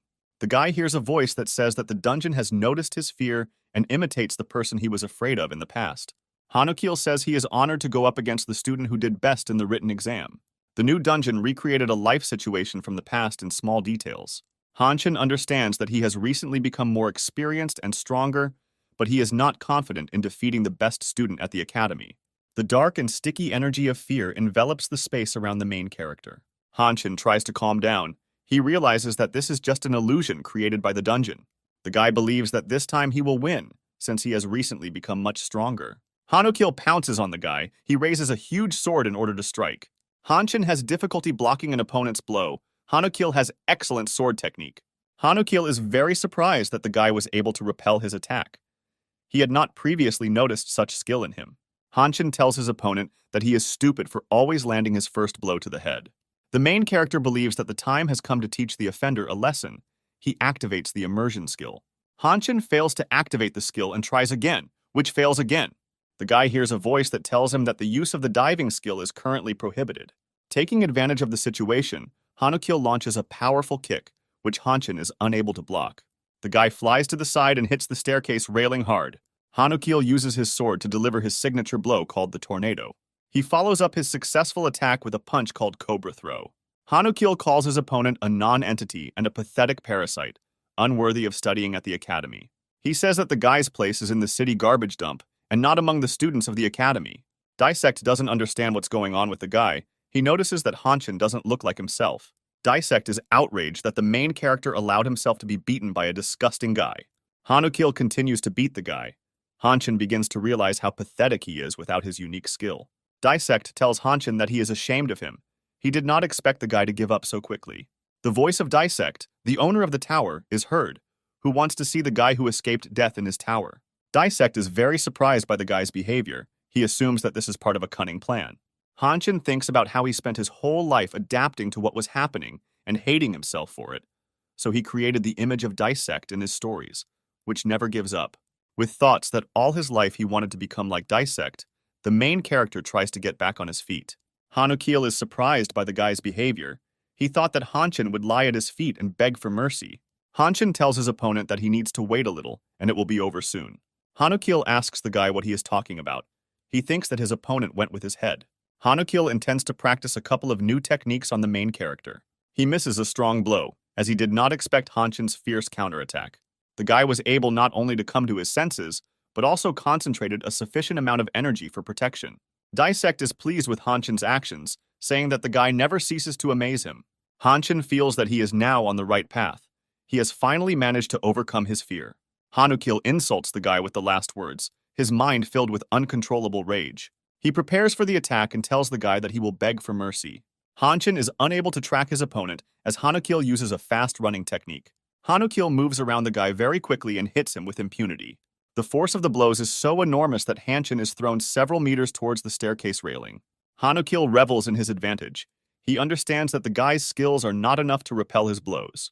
Hanshin cannot understand where his opponent is at the moment. Hanukil sneaks up from behind. He intends to deliver his signature blow, taking advantage of the fact that the guy does not see him. Hanshin uses an academic skill called detection and deflects the enemy's strike. Hanukil is thrown back. He doesn't understand how his skill can't work against a weak opponent. Hanukil screams loudly and in impotent anger rushes into another attack on Hanshin. The main character realizes that now he is not the weak and intimidated guy he was 2 years ago. Time has slowed down greatly. The main character looks at his opponent, who is very slowly approaching him.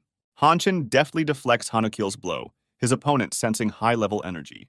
With a deft movement, Hanshin delivers a strong slash. He was able to defeat his old enemy. Hanukil loses the fight. He screams loudly and falls to the floor, struck by a strong blow. Hanshin looks carefully at the defeated Hanukil. The guy realizes that he has defeated his old enemy, which was his fear. Hanukil is in a state of severe shock. He does not understand where the guy has such enormous power. Hanshin informs his opponent that the secret of his strength lies in the absence of fear. The main character is at the bus stop with his parents, who are seeing him off. The guy is very pleased that he visited his parents and cleared out the new dungeon. Hanshin returns to the city. His parents say goodbye to him, hoping that their son will come to visit more often. For clearing a new dungeon, Hanshin receives his own lost novel as a reward. The guy plunges into his past literary works with great interest. Yuna, a girl, approaches him and asks why the guy is looking at the black screen of his laptop. The guy is very surprised by the presence of a girl nearby. He asks her what she is doing here. Yuna answers the guy. She tells him that she left the academy to start individual training. Hanshin takes a negative view of the girl's decision to leave the academy. Their conversation is interrupted by Khan. He enters the room and greets the guys. The girl is glad that now they can all study together and become superheroes in the future. Yuna tells the guy that the teacher allowed them to use the rooms for training. Hanshin tells the girl that Pom Chun doesn't like being called a teacher. He asks to be called a master. Hanshin asks the guys where Master Pom Chun is now. The teacher is sitting at the table in his office. They report to him that they caught a spy who was drawing a magic circle. Pom Chun is surprised by the large number of demon worshippers. They have become more active lately. There are too many magic circles appearing in the city. Pom Chun does not consider this a small cult that can be ignored. The teacher recalls that on the body of the destroyed demon worshipper, there was the same symbol as on the numerous magic circles found throughout the city. Pom Chun learns that after the appearance of the new 7 towers, more and more people are associated with the devil. Hanshin heads to the artifact store. He intends to spend some money earned from selling the potion. He is stopped by a stranger who calls the guy by name. The stranger congratulates Hanshin on awakening his magical skills. He hands him a business card and asks him to consider a job offer in the analytics department. The stranger's name is Chan. He is the head of the recruitment department of the Heavenly Palace Guild. Mr. Chan informs the guy that he knows about his intention to obtain a superhero license.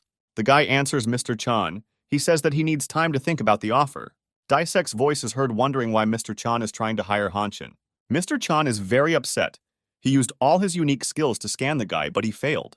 He's annoyed that he couldn't even scan the guy's general mana stats. Mr. Chan is worried about the energy coming from Hanshin. It is very similar to the energy of the 7 great superheroes. He intends not to retreat and in the future to get as close to the guy as possible, no matter what the cost. Hanshin is in the shopping center. He feels the presence of Everton's evil energy. The guy wants to find out what the vile demon worshippers are up to. He is going to use the detection skill. Along with the increase in mana, Hanshin's detection skill effect has increased, and he has the ability to sense magical vibrations from a great distance. The guy systematically scans the shopping center floor by floor. After some time, Hanshin discovers a magic circle of demon worshippers, which is located in the fire shield. The guy realizes that the magic mark belongs to demon worshippers. The voice of Disect is heard, who asks the guy how he can know this. From his stories, the guy knows that the magic circle can only be destroyed with holy water. Fortunately, he has a magical bracelet that allows him to teleport the necessary items. Priestess Michelle taught Hanshin how to make holy water without the need for immersion. The guy sprinkles the magic sign with holy water, after which it disappears. Hanshin decides to conduct a deeper scan to see if there are still magic circles of demon worshippers nearby. The guy's mana allows him to sharpen his senses. He finds a large number of magic circles located nearby. Hanshin is shocked by the number of magical signs that demon worshippers manage to install. The demon worshippers find out that the guy is erasing their magic circles. They intend to stop him. The cult follower at the head of the table proposes to eliminate the 8th hero before it is too late. Demon worshippers remember how easily the guy removed the first seed using divine power. Ordinary servants of the evil cult say that so far, they have not been able to get closer to the guy. One of the demon worshippers reports that he has a cunning plan. He intends to deal with the guy in the near future. The servant of the evil cult believes that the guy will not be able to eliminate all the magic circles alone. However, he orders not to relax, since the evil seed is under threat. Hanshin decides that he needs to find all the evil seeds as soon as possible and destroy them. To summon a demon, you need magic circles and a curse seed. If the seeds are sown in a person, the victim's body will turn into a demon. Hanshin understands that he cannot cope with such a difficult task alone. He intends to ask the master for help. The guy feels a familiar, energetic vibration. He turns away from his phone and looks at the entrance to the coffee shop. Hanshin sees his old friend Sarin. The girl tells the guy that she is glad to see him. The guy asks the girl how she found out that he was here. Sarin says that she was just passing by and saw him sitting at a table through the window. Suddenly, Hanshin senses a change in Sarin's mana. He tries to perform a deep scan. The guy believes that the girl was subjected to evil influence and carries a curse, the same as Yuna had. The guy asks the girl to give him her hand so that he can scan it properly. Sarin offers her hand to the guy. She is slowly enveloped by the divine energy emanating from Hanshin. Suddenly, the girl screams loudly and sharply pulls her hand back. She cannot withstand the impact of divine energy. Hanshin is very worried about the girl's reaction to the divine energy. The guy discovers an evil seed in the girl's body, which was implanted into her by demon worshippers. Hanshin learns that the seed has not yet attached to Sarin's mana core, so he still has time. The guy thinks about where the penetration could have happened. He decides that it happened during an excursion to the dungeon. Hanshin intends to remove the evil seed as quickly as possible before it begins to transform the girl's body into a demon. He asks Sarin to be patient for a while and begins to concentrate divine energy. The girl does not understand what is happening. She asks the guy what he is going to do. Hanshin feels that he has concentrated enough divine energy and is about to perform the dive. A mysterious stranger appears in the room and tells the guy that all his attempts are in vain. Hanshin does not have time to complete the dive. He turns around and looks attentively at the stranger. A strong explosion is heard. The shockwave breaks the glass display cases of the cafeteria. A large number of small glasses fly around the premises, injuring visitors. Disect's voice is heard asking the guy if he's okay. There is a demon standing in the middle of the room. He is unhappy that the guy is again trying to interfere with the demon worshippers. He tells the guy that the time has come for him to die, and raises his huge paw to strike. The demon's huge paw approaches the guy. Hanshin is surprised by the demon's quick reaction. Suddenly, Master Pom Chun appears and blocks the fatal blow intended for the guy. Hanshin is happy to be saved and is impressed by his teacher's speed and strength. Master Pom Chun sends a curse to the demon. He says that no one dares to touch his student. Hanshin asks his teacher how he ended up here, to which Pom Chun replies that he sensed a change in the balance of energy. Pom Chun asks the guy to hide in a safe place while he deals with the demon. The demon watches Master Pom Chun and his student carefully, emitting a quiet, sinister laugh from time to time. The hellish creature says that his task has become a little more complicated, since now he will have to destroy his teacher along with the guy. Master Pom Chun understands that the fight will be difficult, since this demon is of a high level. Apostle Amel decides to introduce himself and says that he is a servant of Satan. Master Pom Chun answers him. He says that the demon is an ordinary crazy fanatic. Apostle Amel asks not to compare him with ordinary priests of the cult of evil. Hanshin senses that magic circles of demon worshippers have begun to activate throughout the city. Master Pom Chun also senses a change in energy balance. The guy is very worried that he did not have time to deactivate the seeds of evil. Suddenly he realizes that Sarin, who was next to him all the time, has disappeared without a trace. Hanshin turns around. He doesn't find the girl and doesn't understand where she could have gone. Dark energy enveloped the girl's body and enclosed her in a huge energy cocoon. Apostle Amel tells the guy that demons love human fear most of all. He tells the guy that he can't even imagine how great human fear tastes. More than 1,000 magic signs of demon worshippers were activated throughout the city. A little boy sees energy flows of evil energy rising into the sky. He asks his mother what is happening. Passers-by stop and watch with interest as the city is enveloped in meridians of evil energy. The city is gradually plunging into darkness. It is covered by a dome of dark energy.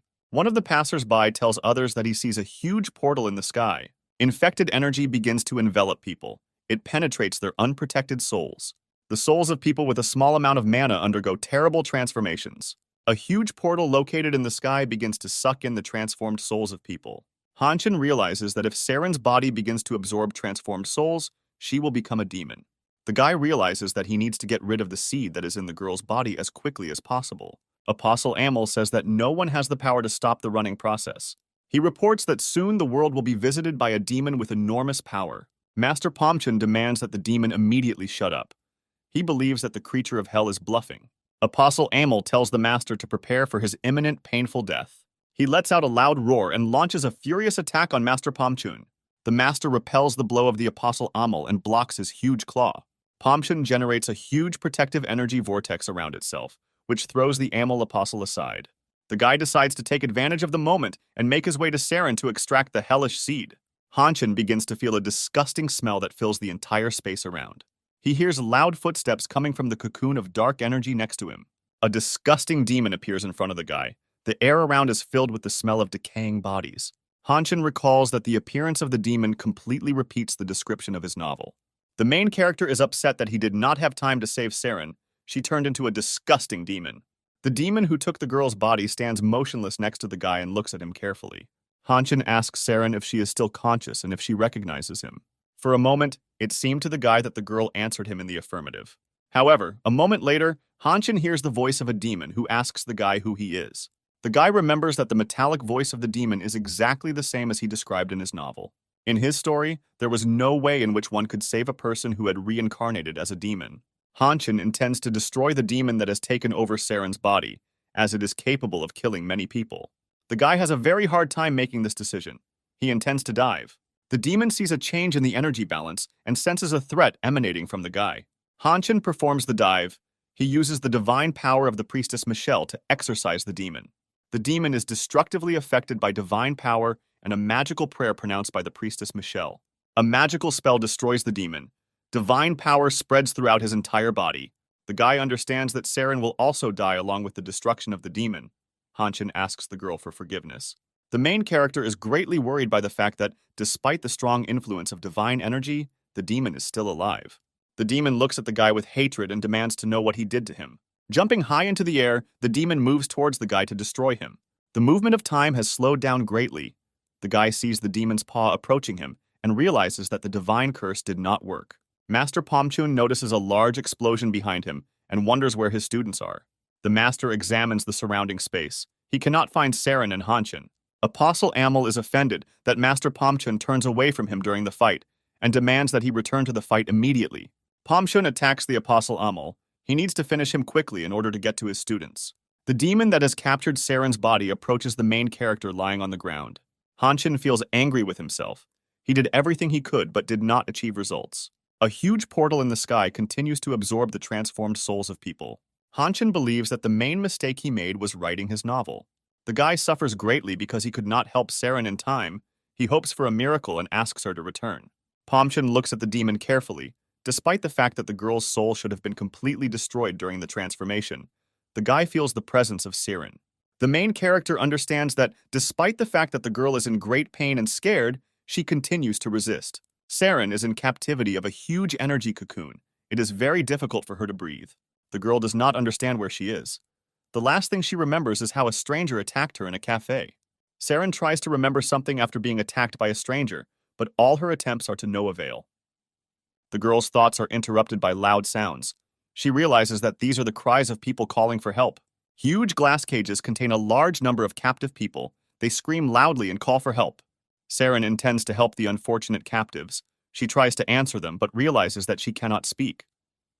The girl watches as a huge, ugly claw approaches the cages with prisoners. The claw grabs defenseless people. The prisoners scream loudly and try to free themselves from the grip. Sarin uses his unique Ice World skill to block the ugly claw. The ice transforms into huge pillars that stretch high up. The girl's magic is interrupted by an unexpected blow, which completely paralyzes her. Sarin feels how she falls into a huge funnel and falls down endlessly. The girl comes to her senses. She has a huge wound on her back after a strong energy blow. She frantically tries to put her thoughts in order. She urgently needs to help the unfortunate prisoners. A huge biomechanical claw is approaching Sarin. The girl has practically no strength left to resist. Some unknown force reflects the attack of the claw. Sarin does not understand how the blow was reflected. The girl sees the silhouette of a man in front of her and hears a painfully familiar voice asking her to come back. She recognizes Hanchin's voice. The guy persistently asks her to resist. The girl extends her hand towards him. Sarin feels great pain and fear. She is unable to contain her emotions. Tears flow down her face. The girl reports that she is cold and scared here, and that there are many people in captivity nearby whom she is unable to help alone. When Sarin became a demon, her soul would have been completely destroyed, but she is still conscious. A huge number of captive souls of people are suffering and asking for help. Hanchin remembers his novel. He realizes that there was nothing similar in his book. Suddenly, the guy understands the reason for Sarin's soul's resilience. He remembers that he gave her a piece of divine energy in the cafe. A particle of divine power remains in the girl's body, and the guy's constant blows to the demon awaken Sarin's consciousness. Hanchin has a chance to save the girl. He intends to dive into the hero of his book under the name of the exorcist Michael. The guy fails to perform the dive because there is not enough mana for this. The demon rejoices at the guy's failure and tells him that he is a crooked loser. Hanchin's heart is filled with anger, and at the most necessary moments he turns out to be powerless. Suddenly, one of the 7 superheroes transfers his magical power to Hanchin. The guy feels that his mana has been restored. He begins the process of immersing himself in the exorcist Michael. A loud prayer is heard, calling on the evil spirit to submit in the name of the Lord and leave the girl's body. A concentrated beam of divine energy penetrates the demon's body. The demon emits an inhuman scream, and clots of dark energy begin to gush from the wound on his chest. Clots of dark energy take the form of a huge film strip. Hanchin realizes that the film depicts memories from Sarin's past life, and they gradually absorb the guy. The main character finds himself in the prison of the soul, which is located in the mind of Sarin. The oppressive silence is broken by a barely audible moan from a girl, coming from somewhere around the corner. The guy follows the sound and eventually finds Sarin.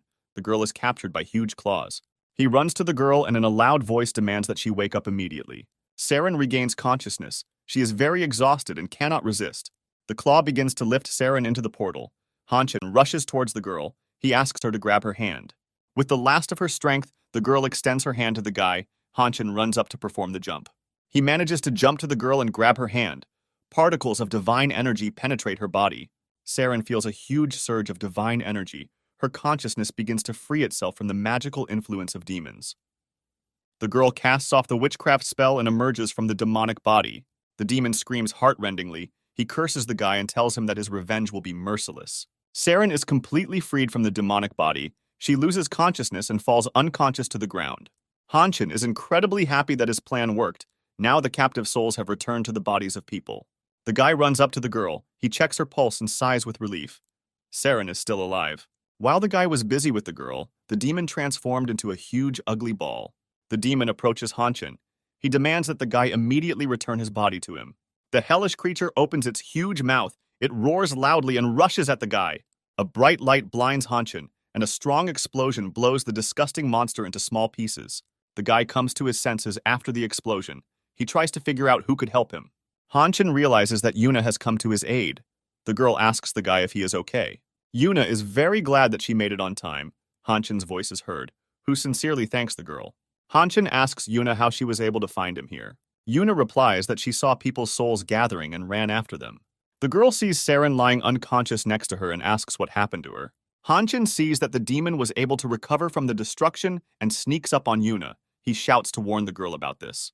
Yuna turns sharply towards the monster and using her splitting skill, sends an energy beam at it, which cuts the demon in half. The girl says that she was scared for a second and completely lost control of the situation. In a short time, the monster is restored. Yuna wonders why the creature did not die. Hanchin says that the monster is restored with the help of mana. In order to defeat it, you need a force that will exceed its recovery speed. Teacher Pom Chun continues the fight with the Apostle of Satan Amol. A demon crawls up to Apostle Amol. He loudly clatters his teeth and demands a new body. Apostle Amol calls the demon a stupid animal. He demands that he immediately get out and not interfere with the fight. Pom Chun watches as the demon attacks Amel's apostle and devours him. The demon begins to quickly change. Master Pom Chun is surprised at the speed of transformation. In a matter of minutes, the demon turned into a huge 20-meter ugly monster. Pom Chun is not going to stand on ceremony with the demon for long. He transforms his mana into a type of lightning, which is inherited from the god of thunder. The demon taunts the teacher. He says that Pom Chun can use his lightning type to scare his students. Pom Chun, by changing his mana, generates a spear of lightning and directs it at the demon. Han Chun watches his teacher's battle closely. The guy thinks that Pom Chun is great. The huge demon devours the energy of the lightning spear. It did not harm him, but only made him stronger. The demon says that he liked the nourishing mana of Master Pom Chun, and besides it, he intends to absorb the bodies of his opponents. Pom Chun notices that the demon's body is becoming unstable and begins to self-destruct. Han Chun sees that the master's power has worked. He decides to add burst mana. The guy calls Yuna over and asks the girl to use her most powerful fire spell.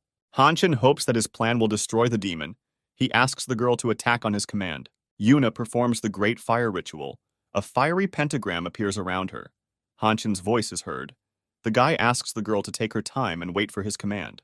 Yuna is ready to attack and is waiting for Han Chun's signal. The main character performs a dive into the exorcist Michael. Han Chun activates the power harmony skill, which is the best skill to use together with the remnants of divine power. Using these skills is extremely dangerous, as there is a high chance that Han Chun may die after doing so. The guy realizes that the right moment has come to attack. He gives the command to Yuna. The girl tells the guy that she is completely ready to attack and demands that Master Pom Chun step aside. Master Pom Chun is surprised by the students' magical rituals, however. He submits to their demands and steps aside. Yuna brings down a huge stream of sacred fire on the demon. The monster begins to scream heart-rendingly. At this time, Han Chun directs a stream of divine energy at the monster, enhanced by the cleansing prayer of the exorcist Michael. The lighting ritual takes place. The girl is very surprised. She has never seen such a skill in action. The wild roar of the hellish monster is heard. It is consumed by a huge pillar of divine fire. Master Pom Chun is pleased with the result. The seed of the curse has been purified, and the demon's mind has been destroyed. Pom Chun remembers that the guy has very poor control of his mana. He thinks that this time the guy went too far with his strength. Master Pom Chun is trying to quickly find Han Chun in order to provide him with first aid. Suddenly, Han Chun appears in front of him. The guy asks the master how he can help him. Master Pom Chun runs up to the guy. He is surprised that Han Chun is fine and asks if he is injured. Not even a minute has passed before the guy begins to feel bad. He does not understand what is happening to him. Master Pom Chun and Yuna are very surprised and worried about Han Chun's transformation. Disect watched the battle carefully, surprised that Han Chun was able to combine mana and divine power. Previously, Disect had only observed the use of this technique by the angel demigod Prina. Disect never thought that Han Chun would be able to turn a demon back into a human. He believes that Han Chun will soon die because the guy used a power that exceeded his limits. Disect mentally says goodbye to the guy. He believes that Han Chun was a good person. Disect jumps up from his throne. He sees Han Chun alive and unharmed. The guy does not understand how this could happen. He turns to the demigod angel Prina and asks her why she saved Han Chun. Prina's voice is heard. She says that Han Chun is a promising student, and besides, she likes him. Disect takes Prina's words without much joy and offers to see how Han Chun behaves on the second floor of the tower. Prina tells Disect that Han Chun passed the first floor of the tower, which was considered impassable. The angel demigod Prina considers Han Chun to be a very capable and gifted student. Disect is deep in thought, wondering what the future holds for Han Chun. The master of the Disect Sword Tower invites Han Chun to the second floor of the magic tower. The boy finds a piece of burnt bread on the street and tells his sister that they will have lunch today. The children share the burnt bread. They are incredibly happy that today they will not go to bed hungry. A bright light illuminates the surrounding area. This greatly frightens the children. They scream loudly. The children look in surprise at the young man who appeared from a bright flash of light. Han Chun looks around in surprise. He doesn't understand where he ended up. The guy is in a poor quarter of a hidden small village in the mountains.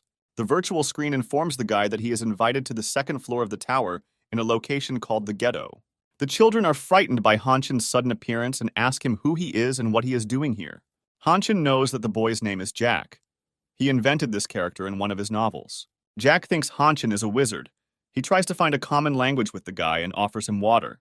Han Chun takes the water with pleasure as the guy is very thirsty. The guy gets mild poisoning. The flask contained tea made from fermented moss, which Han Chun did not like. Han Chun realizes that the children are very hungry. He uses his magic bracelet to teleport food.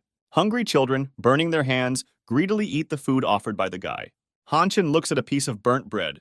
He understands that the children's life is full of need and suffering. The main character asks the children who they live with. The children answer that there are 3 of them. Their sister Pble has gone on business. Jack's sister's name is Lena. She asks Hanshin why he is interested in their family. The guy tells Lena that she shouldn't worry as he won't cause any harm to their family. Jack asks Hanshin where he is going. The guy replies that he needs to go away for 5 minutes.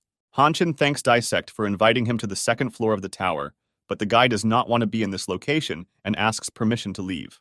Disect does not answer the guy, which irritates Hanshin very much. He does not want to stay in the ghetto and demands to be released. The virtual screen informs the guy that if he wants to leave the location, he must go through the 2nd floor. This news upsets Hanshin. He worries about his friends and wants to return quickly. The guy cannot contain his emotions. He thinks that he will greatly upset his friends and acquaintances with his unexpected disappearance. Hanshin does not immediately notice that he is surrounded by a group of strangers. They are silently watching the guy. The silence is interrupted by the voice of a stranger. He asks the guy who he is and what he is doing here. The stranger says that Hanshin looks like a stranger. He asks what the guy has to do with children. Hanshin carefully examines those around him. He understands that they are aggressive and could kill him. The guy invites strangers to calm down and not take rash actions. People are very aggressive. They demand that Hanshin shut up. Shouts are heard from the crowd that the guy is a monster. Lena approaches the guy. She is very worried about what is happening and asks Hanshin if he is okay. A crowd of strangers believes that the girl is a monster and the man is trying to attack her. Lena is very scared. The girl screams loudly and asks to leave her alone. Hanshin stands up for the girl, pushing the attacker aside with an elbow strike. At the same instant, a crowd armed with bladed weapons attacks the guy. Hanshin once again invites everyone to calm down and discuss the current situation. The guy hears a voice that tells him that he must complete a mission so as not to be stuck in this location forever. The girl cries loudly. She asks the guy to protect her and her brother from the aggressive crowd. Hanshin believes that Disect gave him a very difficult and strange test. The guy is deeply immersed in his thoughts. At that moment, an empty glass bottle flies into his head. Lena rushes to the guy. Screams of the crowd are heard. People offer to immediately destroy the monsters. The aggressive grandmother is stopped by an unknown girl. She holds her hand and demands to immediately stop the lynching. Disect carefully watches what is happening. He is surprised by the reaction of the unfamiliar girl. A stranger stops an aggressive crowd. She demands to leave the children and the alien alone. Hanshin wonders who this girl is and why she is helping him. This location and such a character were not in the guy's stories. The girl's name is Pble. She explains to the angry crowd that the children and the alien were not involved in the past murders. Hanshin thanks the girl for her help. He considers her a kind and noble person. The guy asks the girl to tell her about herself. Pble says that she works as a blacksmith and looks after the children after they are left alone. Pble tells the guy that not long ago, many people died when they stayed in Jack and Lena's house. The girl says that the suspects could not be found. There were only mountains of corpses and 2 children in the house. Pble remembers that a guy named Disect used to live with the children. She thinks that he did it. Disect listens carefully to the girl. He says that she is talking nonsense and becomes furious at her words. Hanshin calls Disect a psycho. The guy demands to immediately release him from this location. Pble tells the guy that she needs to go. She asks him to calm the children down and look after them. Hanshin's voice is heard asking Disect to explain to him in detail what is happening. The guy believes that there was a misunderstanding. He thinks that Disect was not involved in the deaths. Disect does not answer the guy. Hanshin decides that the owner of the tower is ignoring him. Disect begins his story. He says that he used to live with Jack and Lena. In the past, Disect traveled a lot. One day he ended up in a children's house. Disect quickly found a common language with the children, and after a while they became a real family. Hanshin thinks about why Pble suspects Disect of committing the murders. Disect can't understand why Pble suspects him. He's never seen the girl before. Disect remembers the words of the demigod angel Prina. She said that Hanshin passed the floor of insurmountable difficulty. He clearly remembers the moment when Hanshin found a magical plant, the existence of which ordinary people do not know. Disect has many unanswered questions, and it remains a mystery to him who Hanshin is. The next morning comes, the bright sun illuminates the town, lost in the mountains. Hanshin did not sleep almost all night. He was visited by disturbing thoughts that he could not get rid of. Disect is a fictional character from Hanshin novels. The guy himself invented a difficult life for him, because of which the owner of the tower suffered. The guy's thoughts are interrupted by Lena. The girl asks the guy if everything is okay with him. Lena thanks the guy for saving her yesterday. Hanshin informs her that he will leave their house for a while, as he needs to take a little walk. The girl does not want to let the guy go. She thinks that Hanshin will leave them forever. Hanshin calms the girl down. He says that he will definitely come back, he just needs to get some fresh air. The guy uses his bracelet and feeds the children enough of the teleported food. On the threshold of the house, he meets Pble. She asks the guy where he is going. Honin looks closely at the basket of spoiled food in Pable's hands. The guy says that she does not need to feed the children such food, since the nutrition problem was solved with the help of his magic bracelet. Honin asks the girl to look after the children while he is away. The guy heads towards the exit. He hears Pable's voice. She asks him to be extremely careful. Honin uses a magical bracelet to teleport his work laptop. The guy thinks that something is wrong with Disect. He doesn't say a lot and has been very irritated lately. Honin decides to find the reason for Disect's strange behavior in his novels. A guy and a girl are in the forest. They are fleeing from their pursuers. The girl screams loudly. She trips over a stone lying in her path and falls to the ground. The girl cannot get to her feet and continue running, as she has severely injured her leg. The young Disect understands that the dislocation is very serious and the girl cannot move further on her own. The girl's name is Pble. She and Disect are watching as demon worshippers try to find them. Disect doesn't know what to do. They need to run, but Pble can't move on her own. Pble asks her brother to leave her and save himself. Disect says that he will never leave his sister. Pble insists that the guy leave her and save his life, otherwise they will both die. Disect demands the girl to shut up. He tells her that they will fight for their lives to the end. The guy decides to carry Pble on himself to the nearest shelter, where they can hide from the demon worshippers. Disect's attention is attracted by a sharp, piercing whistle, and the guy instantly turns around. A huge energy wave knocks Disect off his feet, causing him to lose his balance and fall to the ground. In the place where Pble was located, there is a huge rectangular stone on which a magic sign is inscribed. The guy repeats his sister's name nonstop. He cannot believe that she is dead. Disect stands in front of a huge rock, and the voices of demon worshippers can be heard from nearby bushes. Tears well up in the guy's eyes. He asks Pble for forgiveness for not being able to protect her. Disect runs through a huge city bazaar, holding a loaf of stolen bread in his teeth. The guy is trying to hide from his pursuers as quickly as possible. Screams and curses are heard behind him. A group of men block Disect's escape route. The guy realizes that he is trapped. Disect rushes forward. With deft movements, he dodges grabs. The guy laughs loudly. He invites his pursuers to punish him if they can catch up with him. Disect suddenly finds a tall metal fence in front of him, and he loudly curses it. The guy sees that his pursuers are approaching him. They say that they will now punish the vile rat. Disect has no intention of giving up, pushing off hard from the ground to jump over the fence. Using a giant leap, the guy manages to grab the top of the fence.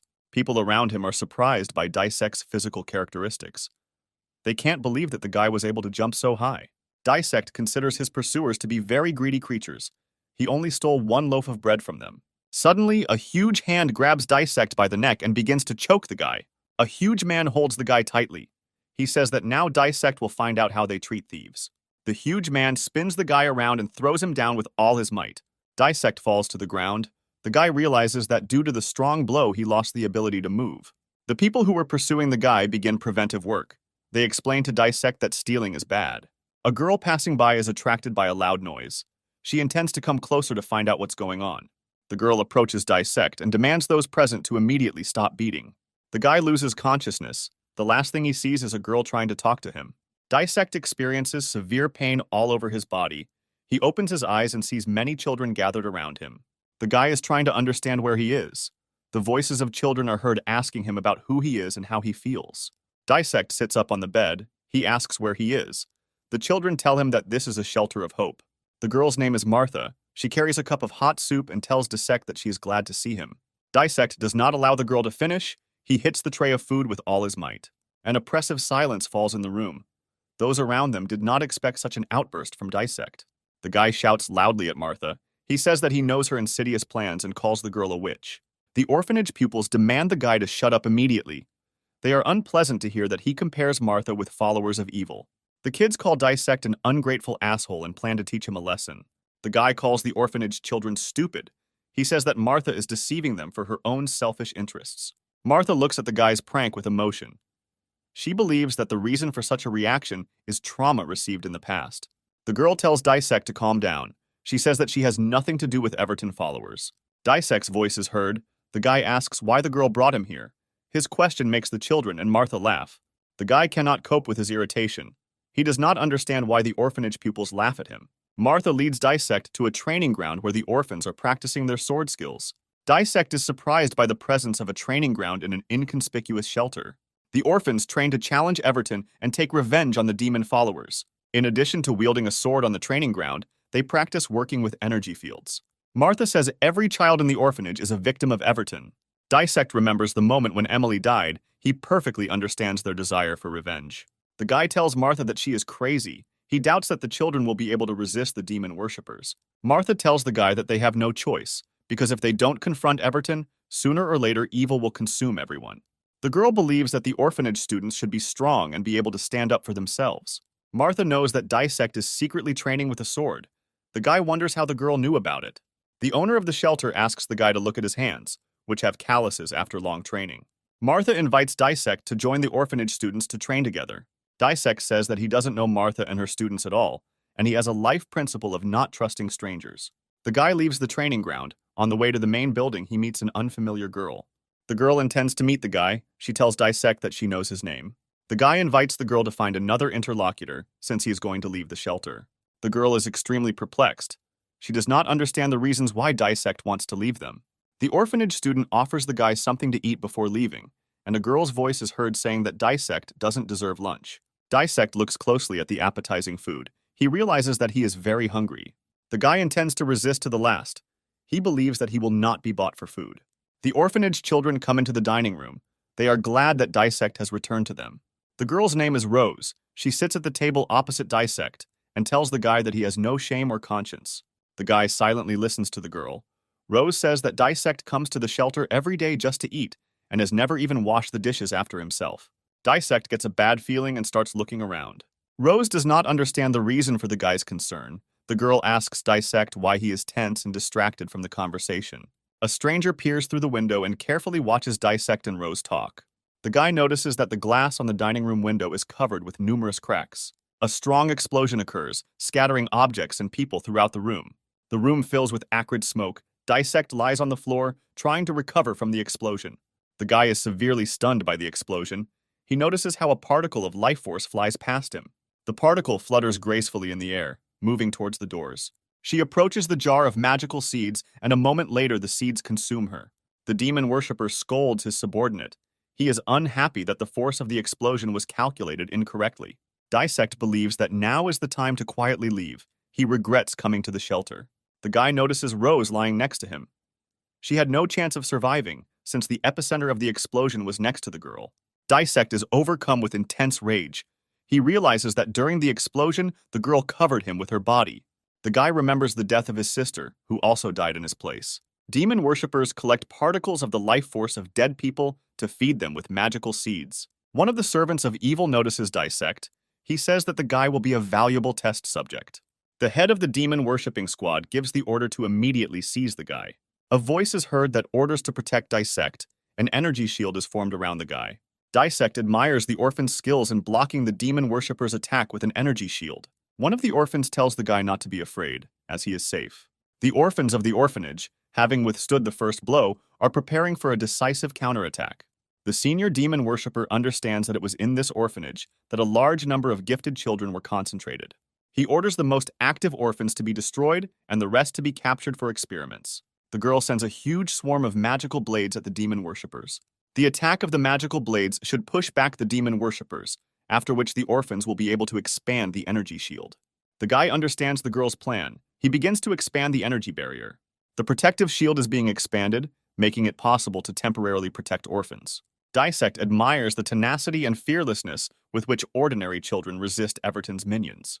Demon worshippers use magical pentagrams with which they bombard orphans with charges of dark energy. The girl manages to dodge the first charges of dark energy flying at her, but the next wave overtakes her. Struck by dark energy, she falls to the ground. The girl dies defending her shelter. The commander of a detachment of demon worshippers orders the immediate destruction of the protective energy screen. His subordinates begin to monotonously and rhythmically strike the protective screen. A strong crack is heard. The protective energy screen is covered with small cracks. Disect watches in horror as the protective shield begins to collapse. The demon worshipper orders them to stop resisting and kneel, in which case he promises to leave the orphans alive. A huge amount of dark energy gathers around the protective shield. Disect understands that after the destruction of the protection, this dark energy will pour inside. The pupil reassures Disect. He tells the guy that the individual capsule is very strong, and he has nothing to be afraid of. Disect worries about all the other children in the orphanage. He doesn't understand why they want to save him. Disect suggests placing someone else in the individual capsule. The pupil says that the capsule is too small for this. The guy tells the orphanage pupil that he is no better than others. In response, the pupil smiles mysteriously. The demon worshippers destroy the protective energy shield and destroy all the defenders of the shelter. Anger and impotent rage fill Disect. He survived, but could not help the orphans. The demon worshipper stands in front of Disect and loudly sends a curse. He is unable to destroy the individual capsule. Martha bursts into the room. She looks at the broken room. Her eyes fill with rage. The owner of the orphanage, Martha, and Disect are at the cemetery, laying flowers on the graves of the students who died in battle. Disect asks Rose for forgiveness. The guy can't come to terms with the fact that he couldn't protect the girl. Martha tells Disect that he continues to live thanks to Rose. The owner of the shelter asks the guy not to torment himself. She says that he needs to continue to live. Martha's voice is heard. She asks the guy to become stronger in order to defeat evil forces in the future.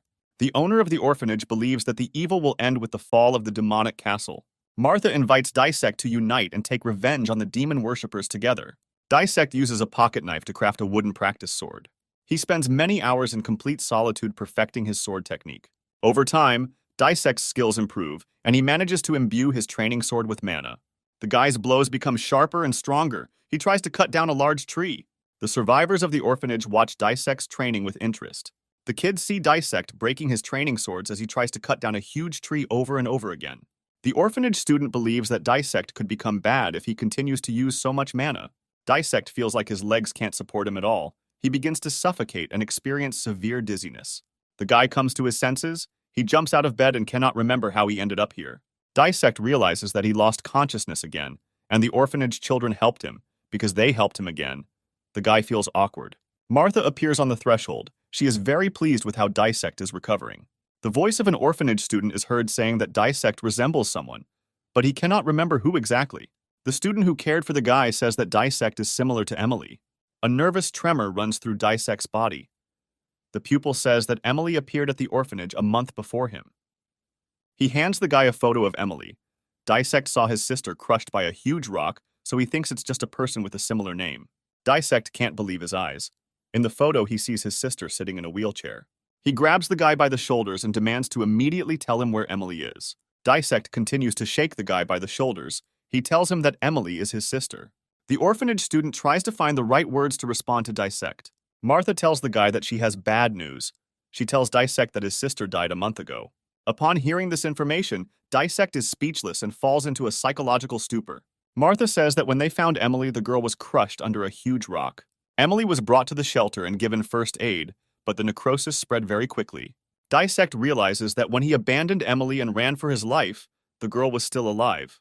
The guy realizes that he left his sister to die. He cannot forgive himself for this. It's raining heavily. Disect quickly runs through the night forest towards the city cemetery. The guy finds his sister's grave. He asks her forgiveness for leaving her to die. Disect hears Emily's voice. She tells him that she knew he would come. The morning sun brightly illuminates the city cemetery. The guy sat motionless all night near his sister's grave. Disect returns to the shelter. He asks the owner of the shelter, Martha, to help him. Martha calms the guy down and asks him how she can help him. Disect intends to avenge his sister. He asks Martha to teach him how to use mana. The guy is training hard. He intends to destroy all Everton followers. Disect is aware of the fact that he has too little mana. Intensive training does not help much with this. The guy asks Martha how to increase the amount of mana. The owner of the shelter asks the guy to give her his hand. Disect asks about what is happening to him. Martha asks the guy to remain calm and not make sudden movements. Using magical techniques, Martha measures the guy's maximum mana limits. Martha tells Disect that each person has their own limit on how much mana they can use. The owner of the shelter continues to immerse herself in subtle energy structures. Martha is very surprised by the information she received. She senses a very rare anomaly. Disect observes Martha's reaction. He asks her if everything is so bad with his mana limits. Martha realizes that Disect's energy channels are blocked from the flow of mana. She tells the guy that his flow of mana is completely blocked, so it cannot circulate. Disect asks Martha a question, wondering how much mana he has and what needs to be done to unlock it. Martha informs the guy that his mana limit is very high. It is 1,000 times more than that of an ordinary person. Disect can't believe that he has such a huge amount of mana. He just needs to unlock it. The guy asks Martha to help him unblock the energy channels as quickly as possible to free mana. Martha tells the guy that blocking the energy channels saves his life, since releasing such a huge amount of mana can lead to death. She tells the guy that he needs to develop mana slowly. He needs to become stronger in order to master all mana. Disect realizes his enormous potential, which greatly motivates him to continue learning. After 5 years of training, Disect is able to cut down a century-old tree with one blow. By the age of 17, the guy has excellent sword technique and the ability to control his mana. Martha tells the guy that the years of training were not in vain. Disect will soon be ready to complete the mission. The owner of the orphanage asks Disect to demonstrate his sword skills. Disect strikes a large tree with his sword, and along with the tree, the guy cuts the rock in half, which is located behind him. The young inmates of the orphanage are shocked by Disect's sword skills. The guy releases the sword from his hands. He is mentally and physically ready to complete the mission. The owner of the orphanage, Martha, asks all her pupils to come to her. She takes out a magic card and begins to discuss the plan for completing the mission with the students. The demonic castle of Everton is located in the inaccessible mountains, in the very center of the continent. Demon worshippers are scattered throughout the world. They collect the souls of people and place them in magical seeds. Everton's followers sacrifice seeds to a tree in hell that blooms once every 10 years. Their goal is to awaken the great demon. The owner of the orphanage, Martha, and her team intend to stop the demon worshippers from doing this. Martha says that it is necessary to destroy all the magical seeds before the tree begins to bloom. Disect is thinking about how to distribute different regions of the continent among the mission participants. The guy chooses the most dangerous and difficult parts of the continent, which are the south and north. The orphanage students doubt that Disect will be able to master 2 directions at once. Disect is confident in his abilities. He proposes to hold a general gathering at the demonic castle in 1 year. The guy systematically destroys the hellish seeds and followers of Everton in his directions. Disect approaches the destroyed demon worshipper and removes a magical seed from his bag. He destroys the last magical seed that was in the city. The guy is going to continue his path to the next city. He intends to finish clearing the regions earlier than planned. At the city market, Disect sells the horse captured in the previous battle and receives a good sum for it. A little girl stops Disect walking past her. The guy looks at her carefully. A girl sells flowers at the city market. She asks a guy to buy at least 1 flower from her. The girl reminds Disect of his dead sister. The guy is going to please her. Disect decides to buy all the flowers she has from the little girl. The girl is very grateful to the generous client. She shyly tells Disect that the flowers, unfortunately, have withered a little. The guy answers her. He says that this is not a big problem for him. Suddenly, a frisky boy runs up to Disect. He snatches the wallet from the guy's hands and tries to hide. Disect calls the boy a petty scoundrel and demands that the stolen wallet be returned immediately. The guy intends to catch up with a petty thief and asks the girl to look after a basket of flowers. Disect turns to the girl who sold him the flowers. He is surprised to find that she has run away. The guy understands that this was part of a cunning plan. The girl and the petty thief are committing fraud together.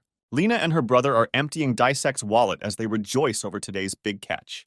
The children's joy quickly fades as Lena hears the voice of Disect, who was able to track them down and find them. Lena and Jack look at Disect.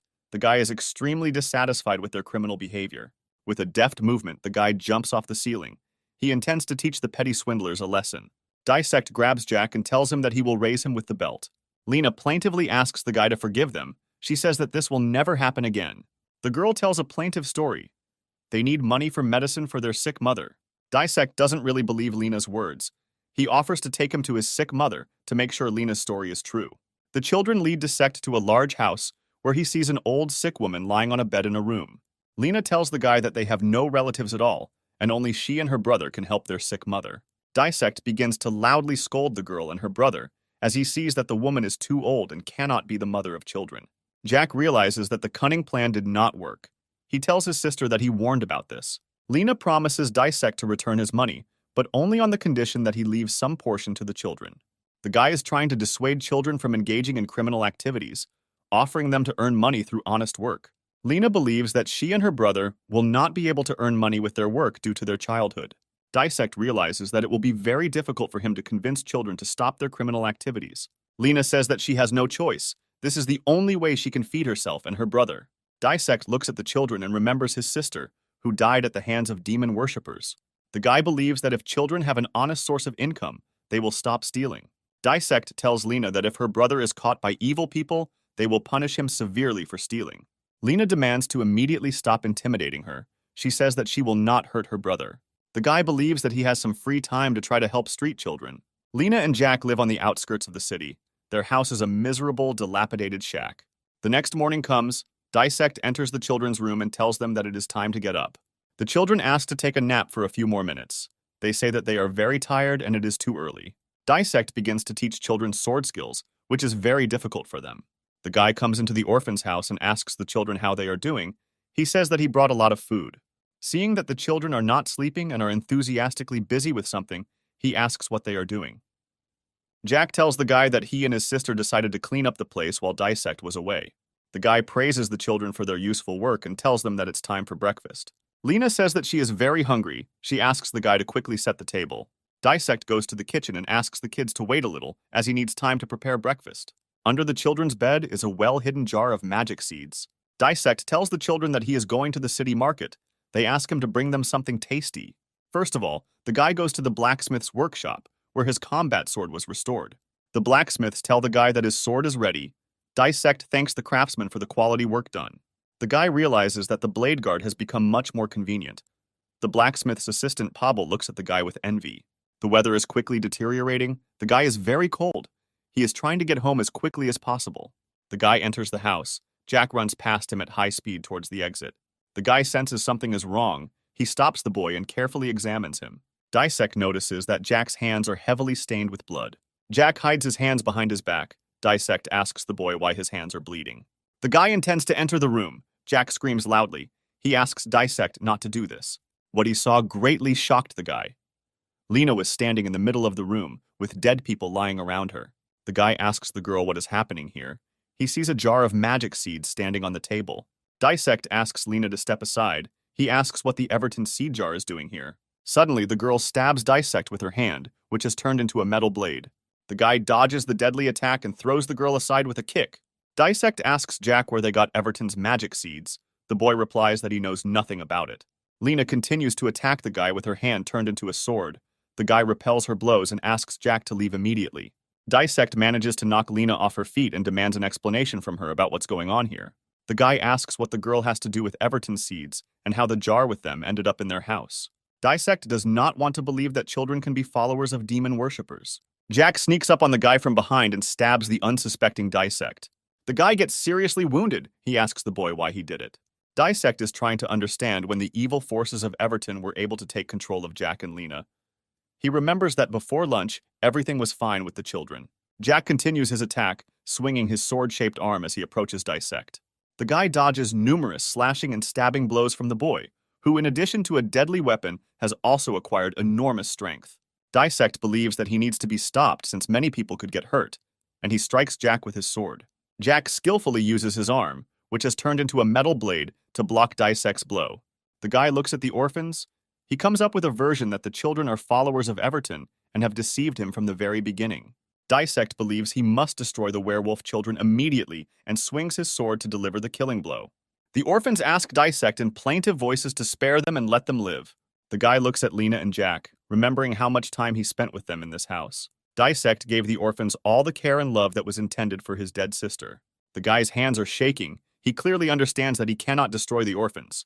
Disect leaves the room and demands that Lena and Jack never pick up weapons. Otherwise, he will destroy them next time. The guy approaches the table on which there is a jar of magic seeds and strikes it with a sword. The wounded Disect lies in the forest. He believes that he did the right thing by leaving Lena and Jack alive. The guy loses consciousness. He is found and saved by the angel demigod Prina and the exorcist Michael. Honin is deeply immersed in his thoughts. He thinks that his novels usually did not end so darkly and tragically. The mission of the second floor of the magic tower is to get rid of the ghetto tumor. Disect believes that this tumor is Lena and Jack. He demands that Honin destroy them. Honin has not noticed any changes or transformations in the orphans recently. The guy believes that no one controls the minds of orphans, and they are completely no different from ordinary children. Honin hears the voices of people. They discuss their plan to attack the orphanage. He tries to quietly approach them in order to overhear the conversation more clearly. The townspeople are going to get rid of the demons tonight, and some of those present ask what they should do with the new guy. Someone quietly approached Honin and put a huge knife to his throat. Honin intended to leave but was noticed and stopped by a townsman named Greek. The townsman intends to destroy the guy. He attacks him using his huge knife. Honin manages to dodge and jump to the side. Greek considers Honin a demon. He is going to deal with the guy as quickly as possible. Hanshin realizes that the second group of townspeople are most likely already in the orphanage, and he intends to rescue them. Lena shields her brother from an aggressive group of townspeople who have entered the house and surrounded them.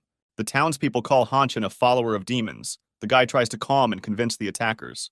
Hanshin believes that he has very little time left. He plans to use the indecision of the townspeople to escape. The guy rushes as fast as he can to the exit. Greek orders the townspeople not to let the guy out of the house under any circumstances. Taking advantage of his speed advantage, Hanshin deftly dodges the townspeople's blows and makes his way to the exit. Disect is impressed by how persistently the guy tries to save the orphans. Hanshin rushes with all his might to the orphanage. He hopes that he is not late. The guy runs into the house and observes a terrible picture in front of him. The entire room is littered with the corpses of murdered townspeople. In the corner of the room, he finds Lena and Jack crying and shaking with fear. Using a virtual screen, Hanshin tries to contact Disect. He does not believe that the children did this.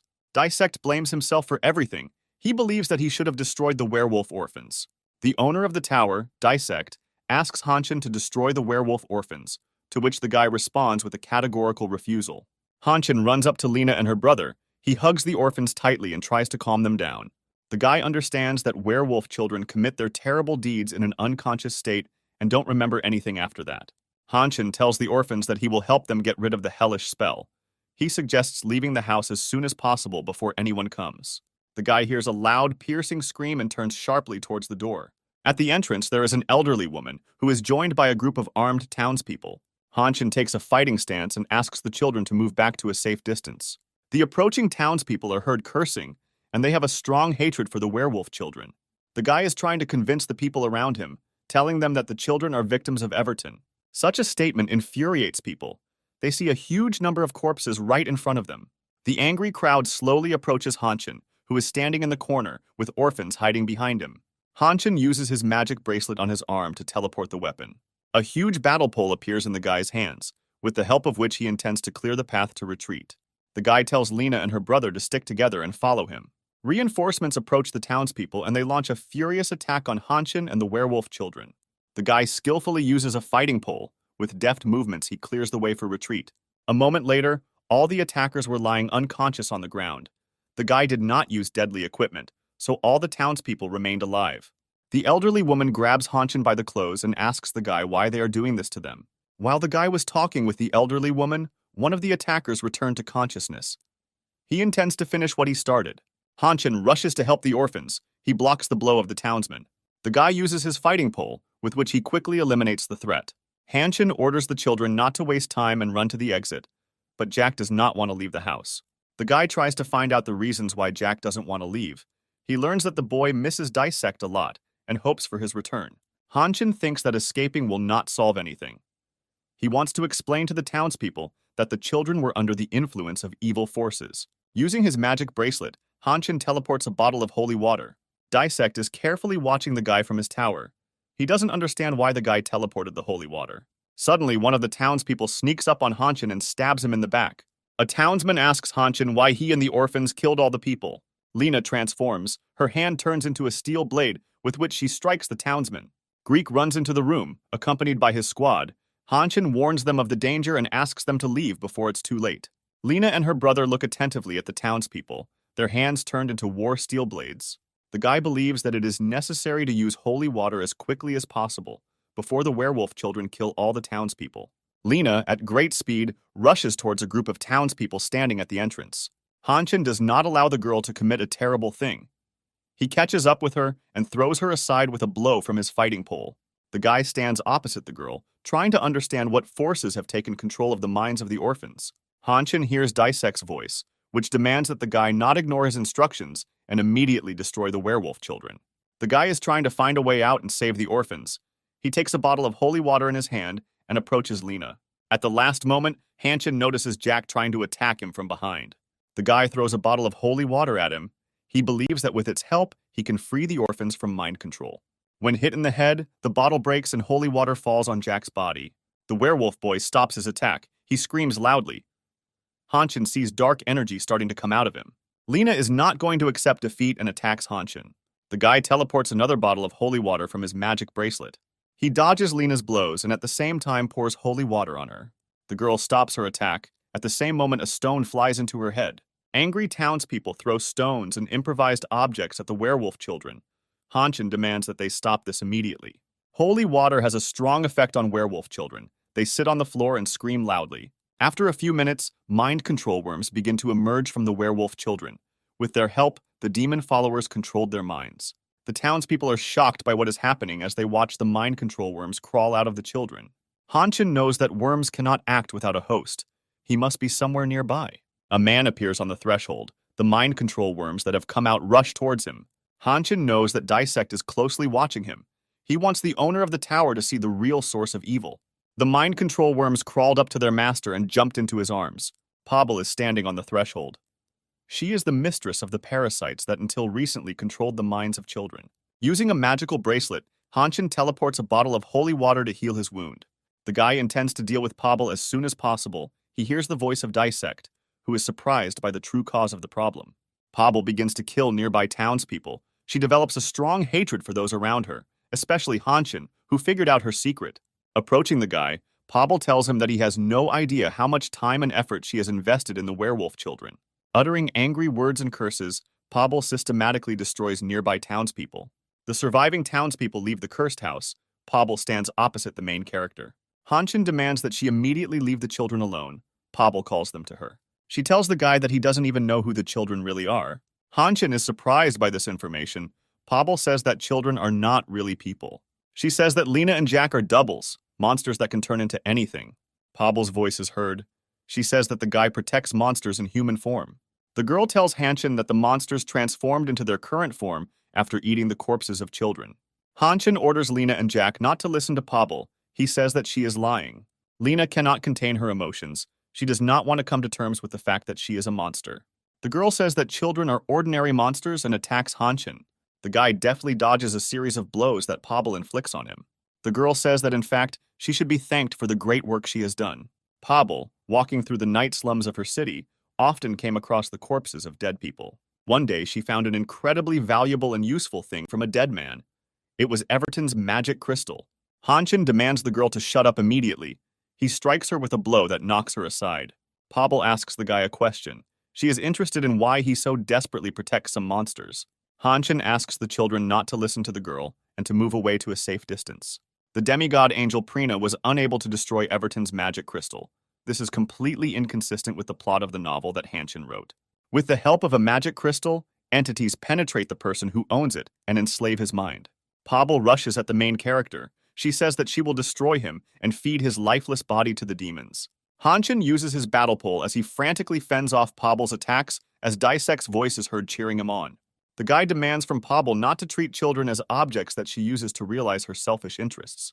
Hanshin uses the dive skill. This time he selects the Spearmaster, whose name is Roma. The guy's dexterity of movements significantly improves, as well as his striking power and connection with the spear. Pble, with the help of Everton's magic crystal, has gained the ability to disarm. She intends to use it in battle. Any weapon that touches her during a duel is immediately destroyed. The Pble ability only has no effect on the Disect sword, but the main character physically cannot dive into it. Hanshin has only one way to defeat Pble. He needs to use the magical lightning power of the spearman Roma.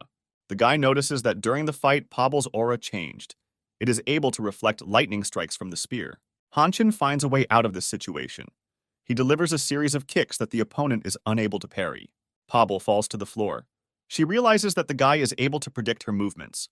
The guy activates the magical power of lightning to maximum power, intending to defeat Pble in hand-to-hand combat. Hanshin delivers an effective series of blows to Pble. The girl cannot resist his furious onslaught and the force of lightning. Pble tells the guy that the result of the fight will not change anything. The werewolf monsters will remain what they are. The girl claims that werewolf children are just a tool to achieve great goals.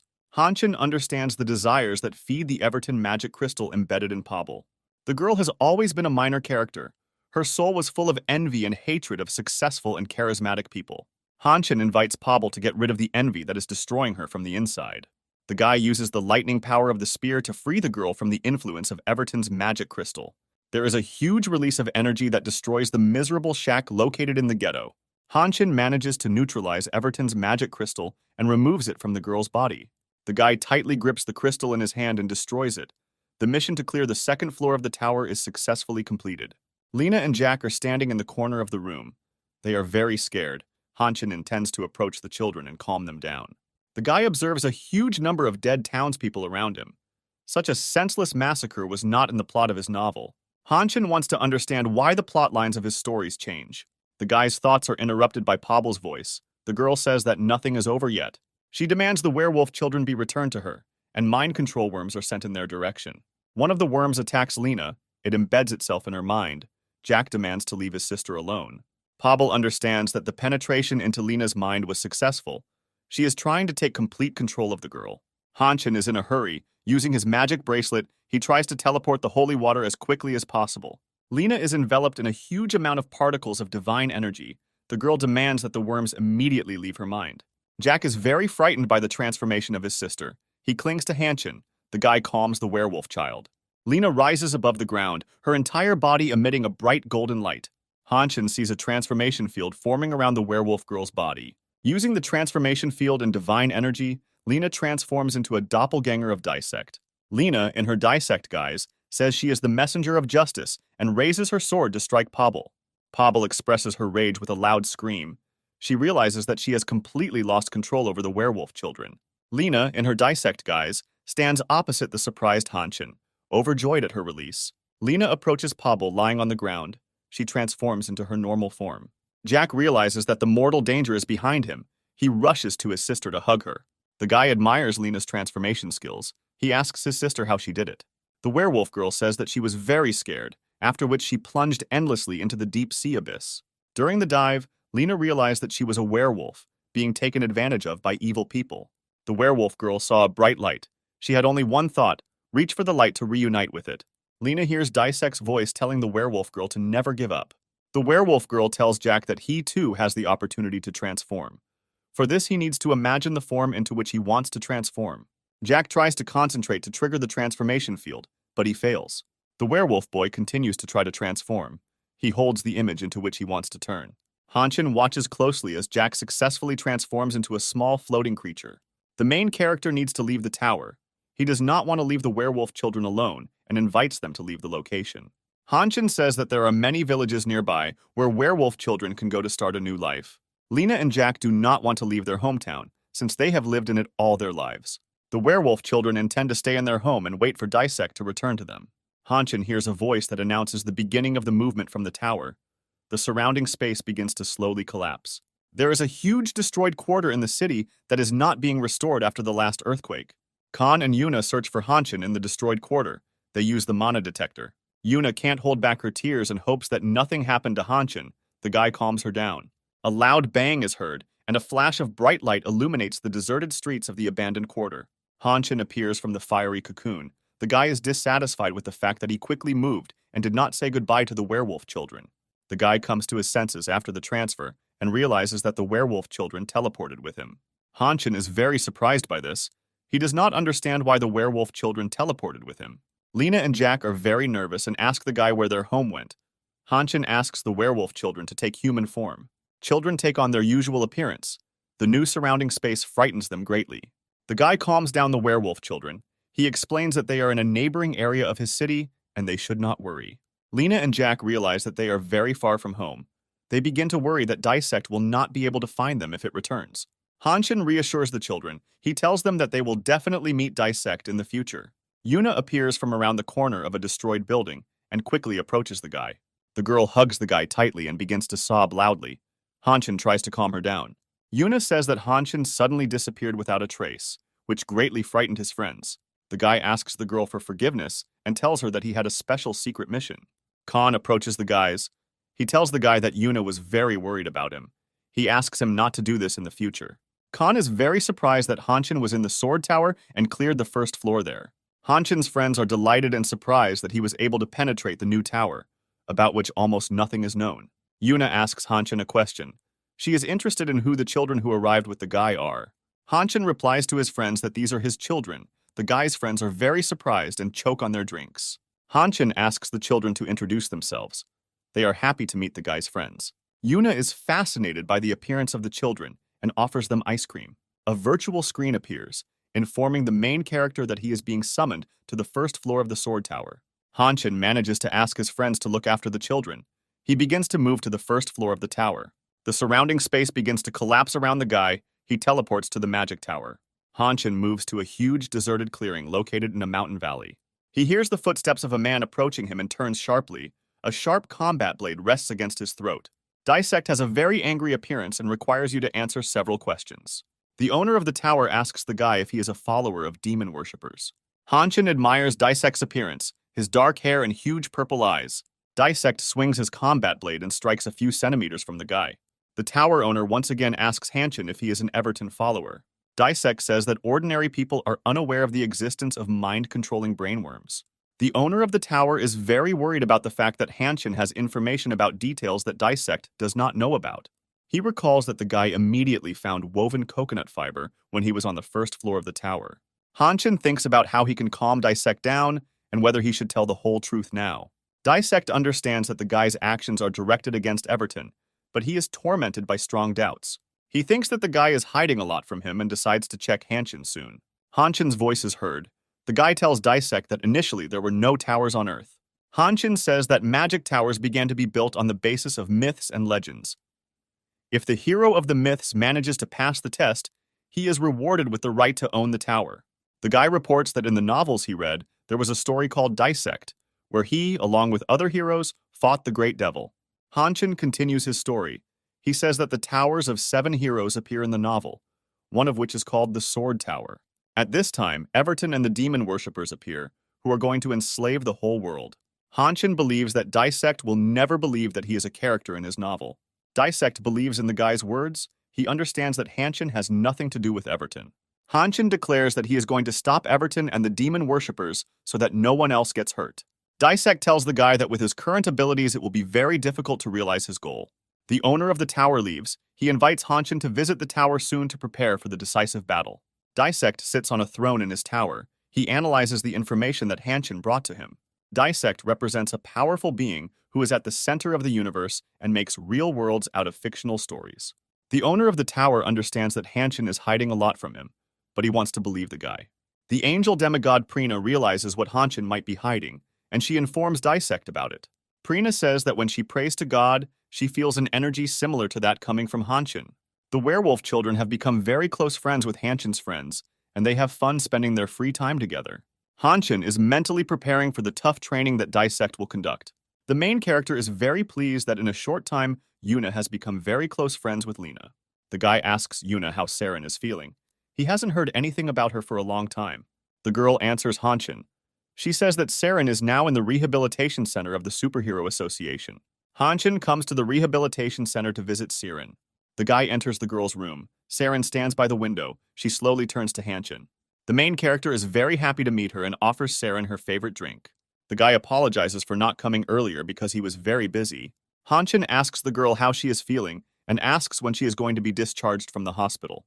The girl starts crying and tells the guy that she is scared. She can no longer use mana. The doctors conducted a full examination of Sarin and informed her that her mana channels were blocked. The doctor calms the girl down and tells her that in the future, she can work in the analytical department or find other varied work. Sarin is very upset because all her life she dreamed of becoming a great superhero.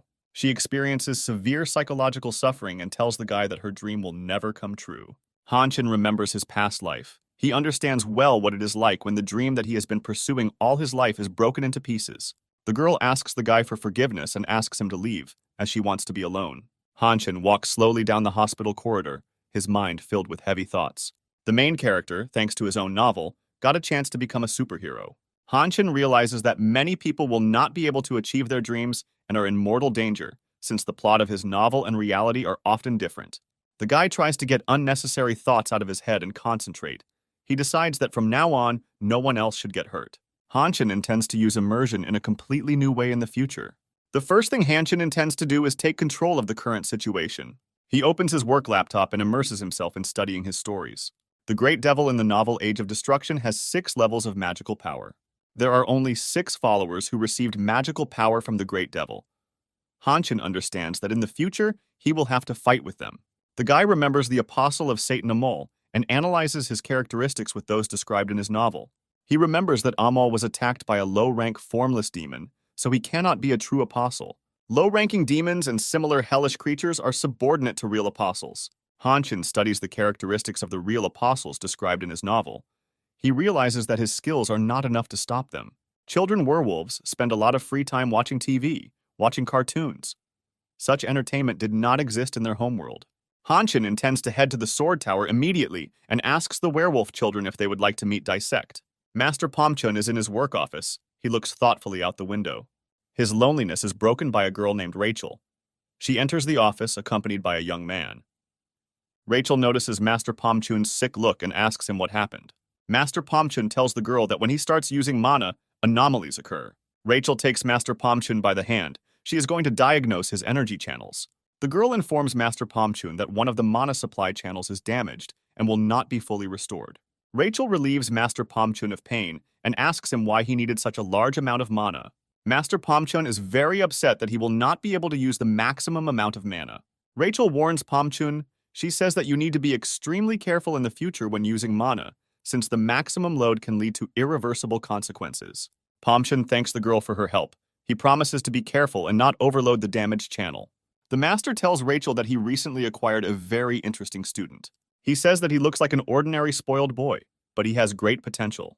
Pom Chun asks Rachel to conduct a full examination of Hanchin as soon as possible, to which the girl agrees, promising to help Pom Chun. The master is confident that as a result of a comprehensive examination, he will learn a lot of new things about Hanchin.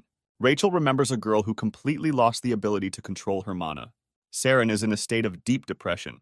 Quite a lot of time has passed, but mana does not appear at the girl's place.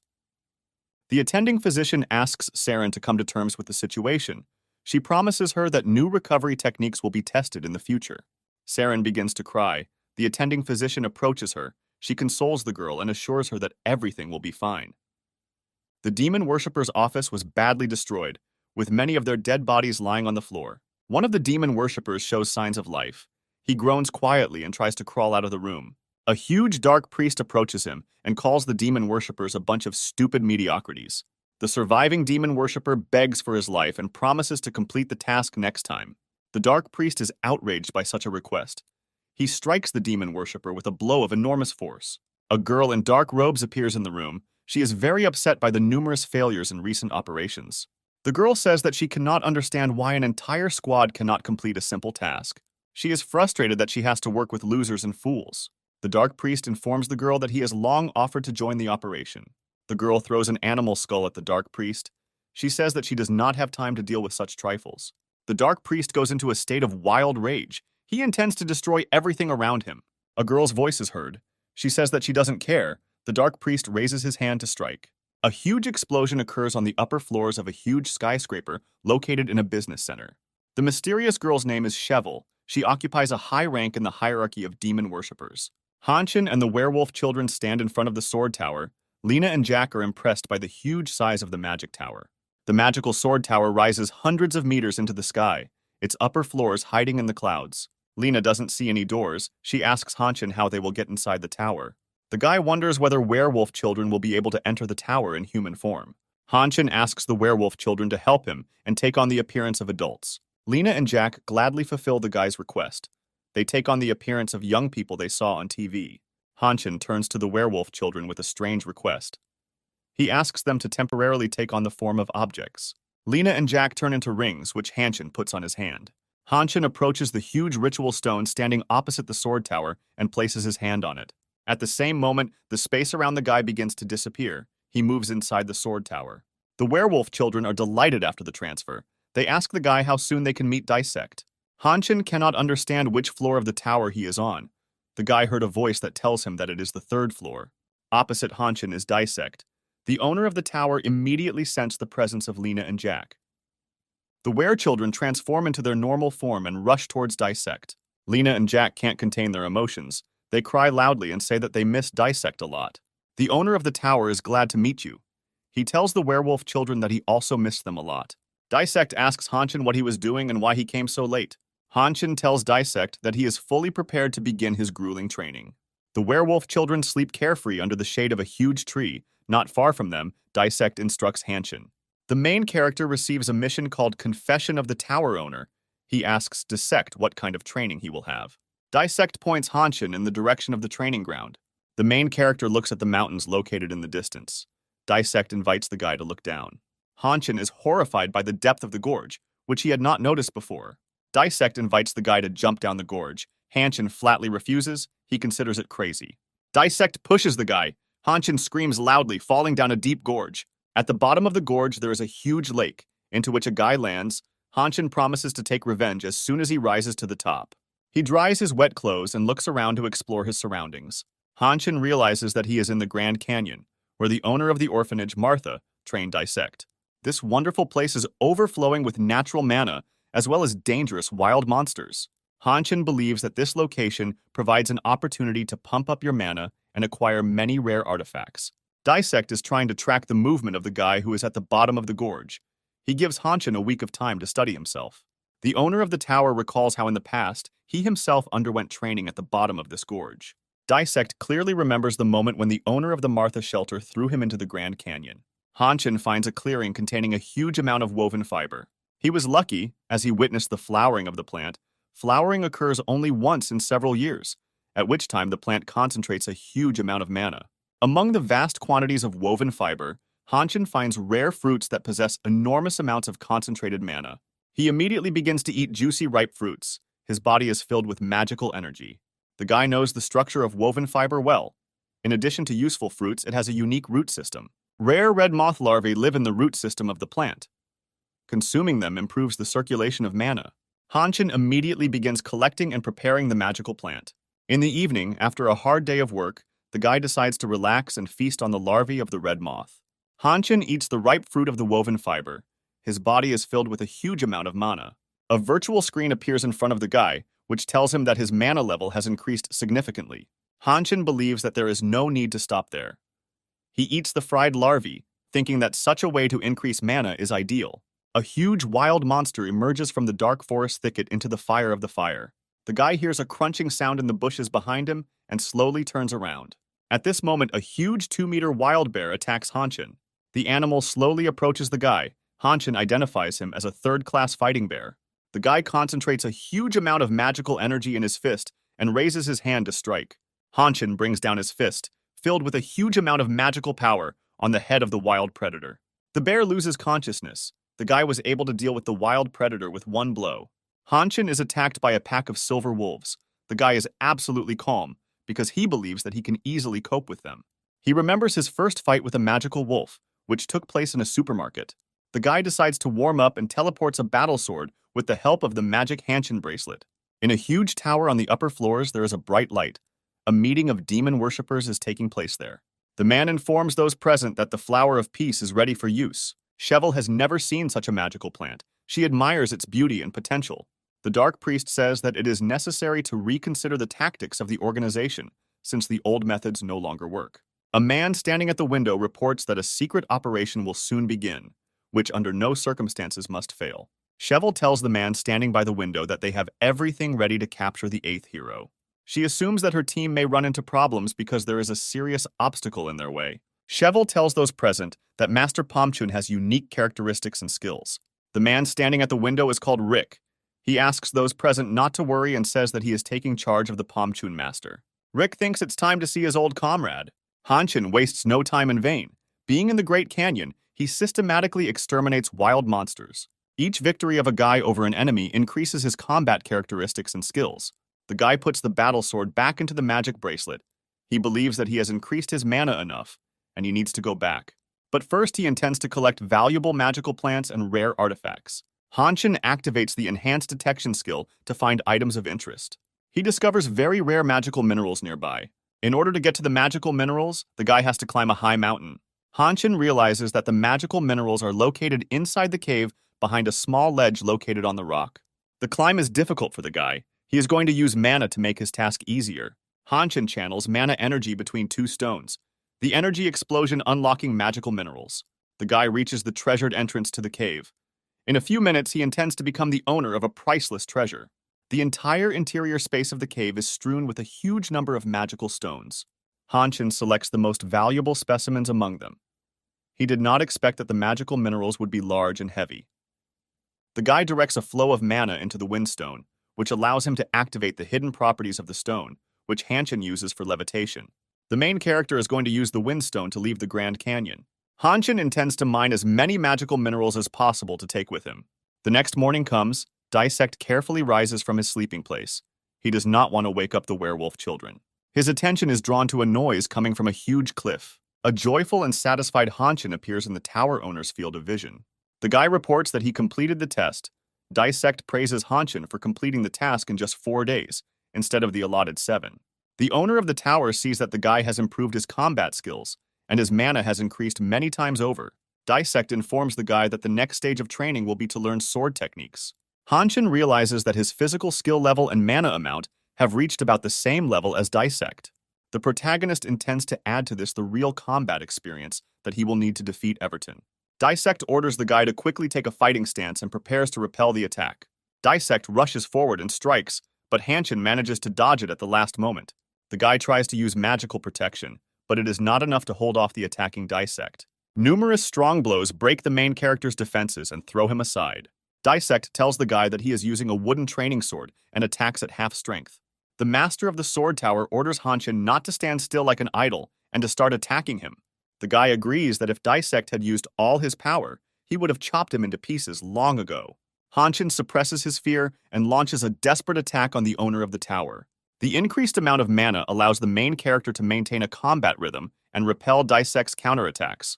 Hanshin cannot cope with the feeling of enormous irritation. During the training battle, he has not yet hit Disect even once. The owner of the tower is trying to understand why, with an increased amount of mana and combat characteristics, Hanshin is not progressing in battle. Disect believes that training will be effective if there is a real threat to life.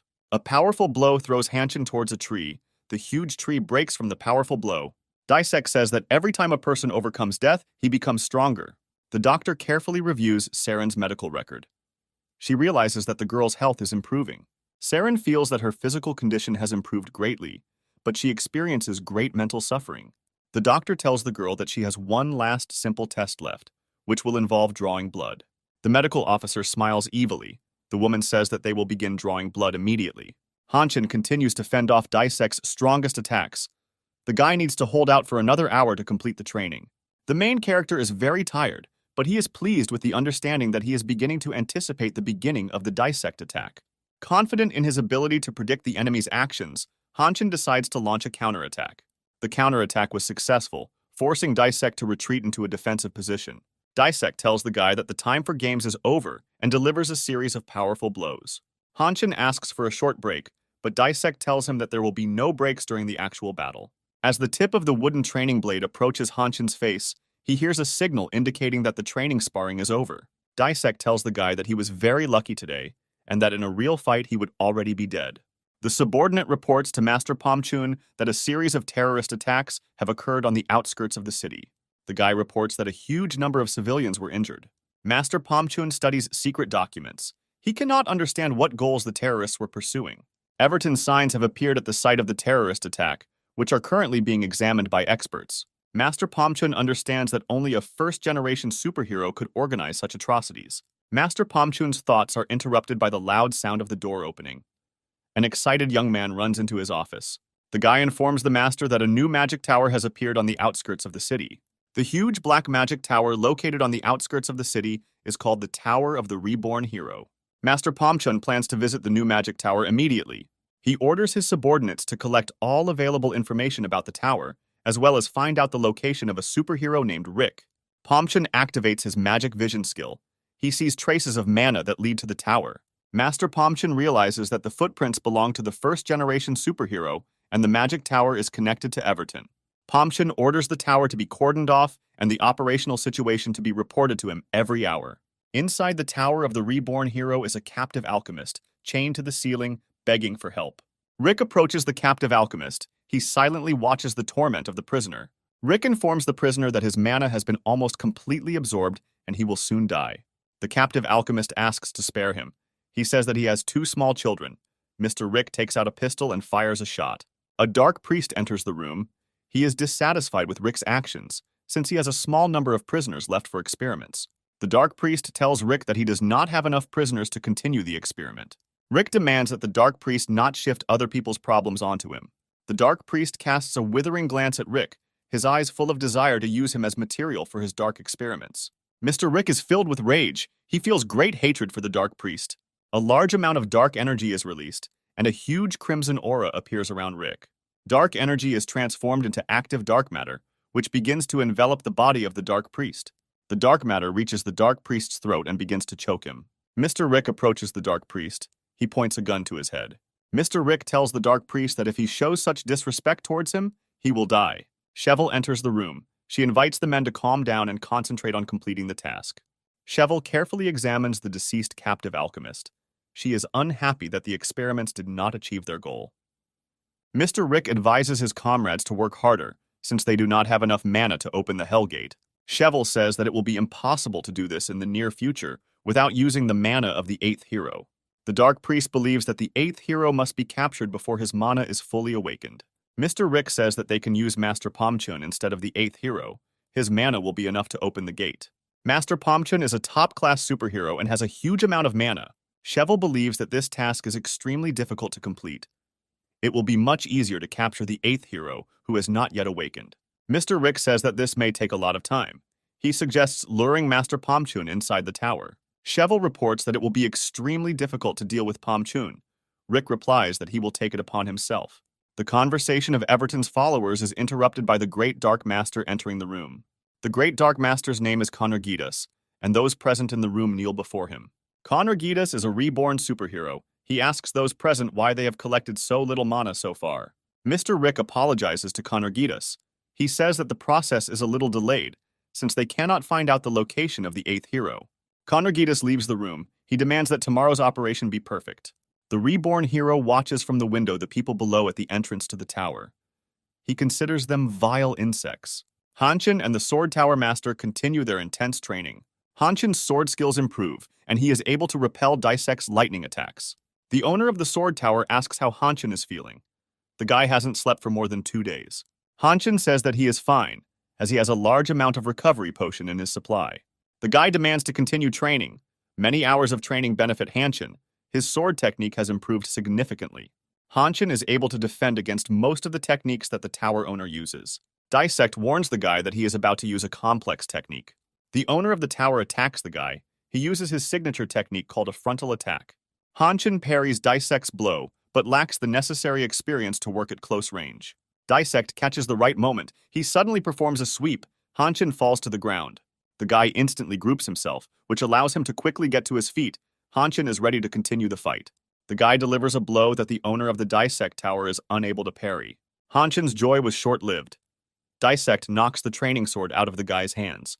Disect informs the guy that they are moving to the next level of training. The owner of the sword tower says that they have warmed up well. He is going to tell Hanshin about the new skill. Disect says that every superhero should have their own unique skill. He is going to create a form that suits Hanshin. The main character understands that we are talking about the concept that he described in his novel. A unique skill awakens only in a select few. The skill of form is created by independent hard work. Hanshin's combat skills will develop along with his character and mana. Disect tells the guy that using the form is the easiest way to destroy enemies. The owner of the tower asks Hanshin to get ready. He is going to demonstrate to him the use of the form. Disect tells the guy that his favorite form is called Space Cut. A huge fiery aura forms around the owner of the tower. He raises his sword to strike. Hanshin feels a sense of wild horror. He has never seen such a powerful force. The guy can't come to his senses for a long time. He observes the destruction caused by the blow called the Cut of Space. Disect tells the guy that all superheroes have different forms, but they are united by the energy of mana. The angel demigod Prina owns a form with which she connects divine energy with the human world. Exorcist Michael has a form with which he can manipulate subtle energy fields. Disect tells Hanshin that the form skill reflects the essence of a person's nature. A guy can have a form that suits only him. Hanshin feels genuine joy and intends to acquire his own form skill in the near future. Cheval screams loudly. She still can't pick up the vibrations of the 8th hero to find his location. Rick stands at the large window. He looks carefully at the people who have gathered at the base of the tower. The Dark Priest does not intend to wait any longer. He calls for the operation to begin right now.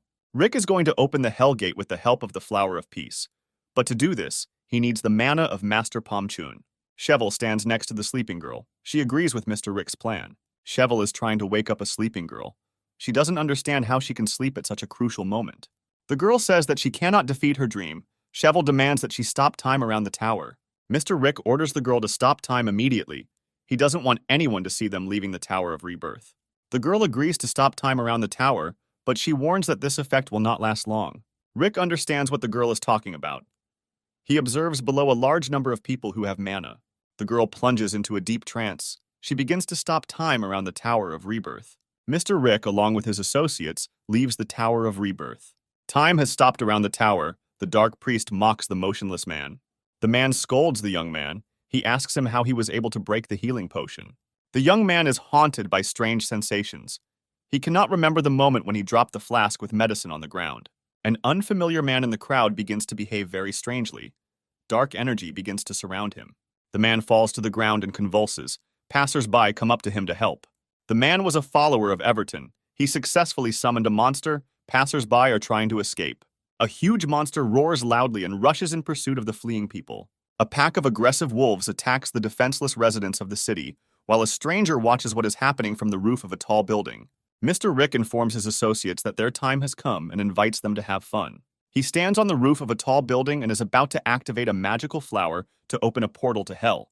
The dark priest jumps from the roof of the building onto the fleeing defenseless townspeople. He generates streams of fiery energy in his hands to bring them down on innocent people. Cheval teleports a huge number of monsters, which head into the streets of the city in dense rows. Master Pom Chun is in his office studying secret documents. After analyzing the information, he realizes that Mr. Rick is in the Tower of Rebirth.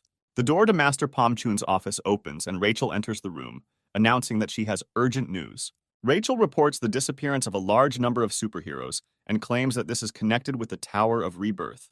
Master Pom Chun drinks his coffee slowly. He remains calm and listens carefully to the girl. A young man comes into the office and suggests immediately exploring the Tower of Rebirth. Master Pom Chun informs those present that there is a first-generation superhero named Rick in the tower. He also mentions that recently the city headquarters of superheroes was attacked. Many employees went missing, and Mr. Rick is behind it all. Master Pom Chun says that the Rebirth Tower is heavily guarded, and he plans to capture Rick when he leaves the tower. Suddenly, the conversation is interrupted by noise and loud explosions happening outside. Rachel wonders what it could be. Master Pom Chun and his assistants immediately go outside and head towards the city center. A huge number of monsters have left magical dungeons and escaped into the real world. They destroy everything that gets in their way.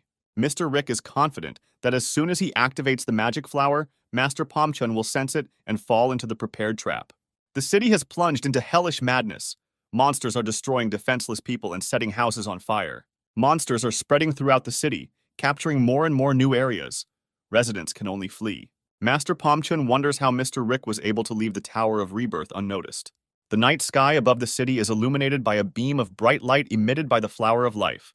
Master Pom Chun instantly notices this. If the Flower of Life opens a hellish portal, human civilization faces enslavement and destruction. Virtual screens appear in front of all the country's superheroes, calling for them to stop the great evil.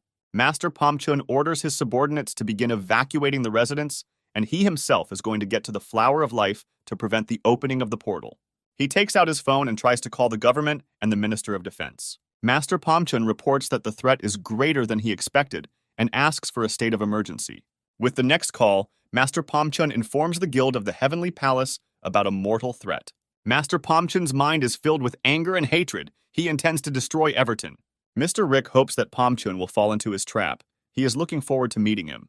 Honin is in the sword tower, continuing to hone his sword skills. With the help of immersion, he can use the skills of the heroes of his novel. But this is not enough. He aims to master his unique form. Lena believes that Honin needs rest, since the guy does not feel sorry for himself at all and spends all his time training. The main character thinks about the form skill. He tries to understand what his unique ability is. The tower described in his novel has become a reality. The guy decides that his unique ability is this creation. Honin is in the middle of a forest clearing. He intends to create a magical woven fiber. Disect and the werewolf children approach him. The owner of the sword tower asks Honin what he is doing. Disect tells the guy that he doesn't have much time and he needs to find his form as quickly as possible. The owner of the sword tower is distracted from the conversation. He pays attention to the change in the energy field around him. Disect sees a large flower of magical woven fiber appear next to him. Honin and the werewolf children find themselves near a magic stone standing at the entrance to the tower. The guy cannot understand why Disect teleported them. Jack tells Hanshin that he had a lot of fun and asks the guy to visit the sword tower again later. Pom Chun plunges into his thoughts and tells the werewolf children that in the future they will definitely stay with Disect. Master Pom Chun, together with superheroes, sets up an energy shield to protect residents from monsters. Hanshin is in the office of the Superhero Association. He is surprised by the silence and absence of people. In the corridor, the guy meets Khan and Yuna, who ask Hanshin where he has been all this time. Khan and Yuna inform the guy that during his absence, the city came under a powerful attack from monsters. The situation in the city is catastrophic. People are trying to escape from monsters and hide in emergency shelters. Hanshin learns that the hero of his novel, the great Dark Master Konergidas, has become a reality. In the guy's novel, the Dark Master was destroyed in the first chapter. This is completely inconsistent with what is happening in reality now. Khan and Yuna suggest the guy not to waste time and go to the city to face Everton. Yuna reports that she has already completed all the necessary calculations for teleportation. The friends are very excited. They take each other's hands, and teleportation begins to a city captured by monsters. A circle of fire forms in the wasteland, in the center of which Hanshin and his friends appear. The girl looks around. She realizes that there was an error in the teleportation calculations. Yuna realizes that someone interfered with the teleportation process and distorted the coordinates, at which time a huge monster creeps up on her from behind. The girl turns around sharply and sees a huge sword in the monster's hand approaching her. Hanshin reacts to the attack with lightning speed. He cuts the monster in half with a trained blow. The main character and his friends are very close to the flower of the world. The flower emits enormous energy. Hanshin cannot understand how the demon worshippers collected such a huge amount of mana. In the Hanshin novel, the great Dark Master Konergidas uses his own mana to open the gates of hell. Yuna is very nervous. She assumes that Everton's followers have captured Master Pom Chun.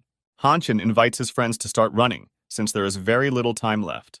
The guy believes that first of all, it is necessary to get rid of the flower of life, and only then deal with Everton's followers. People have many desires, and those whose desires are perverted become easy prey for universal evil. The devil constantly tempts such people. Their souls feed the devil with their energy.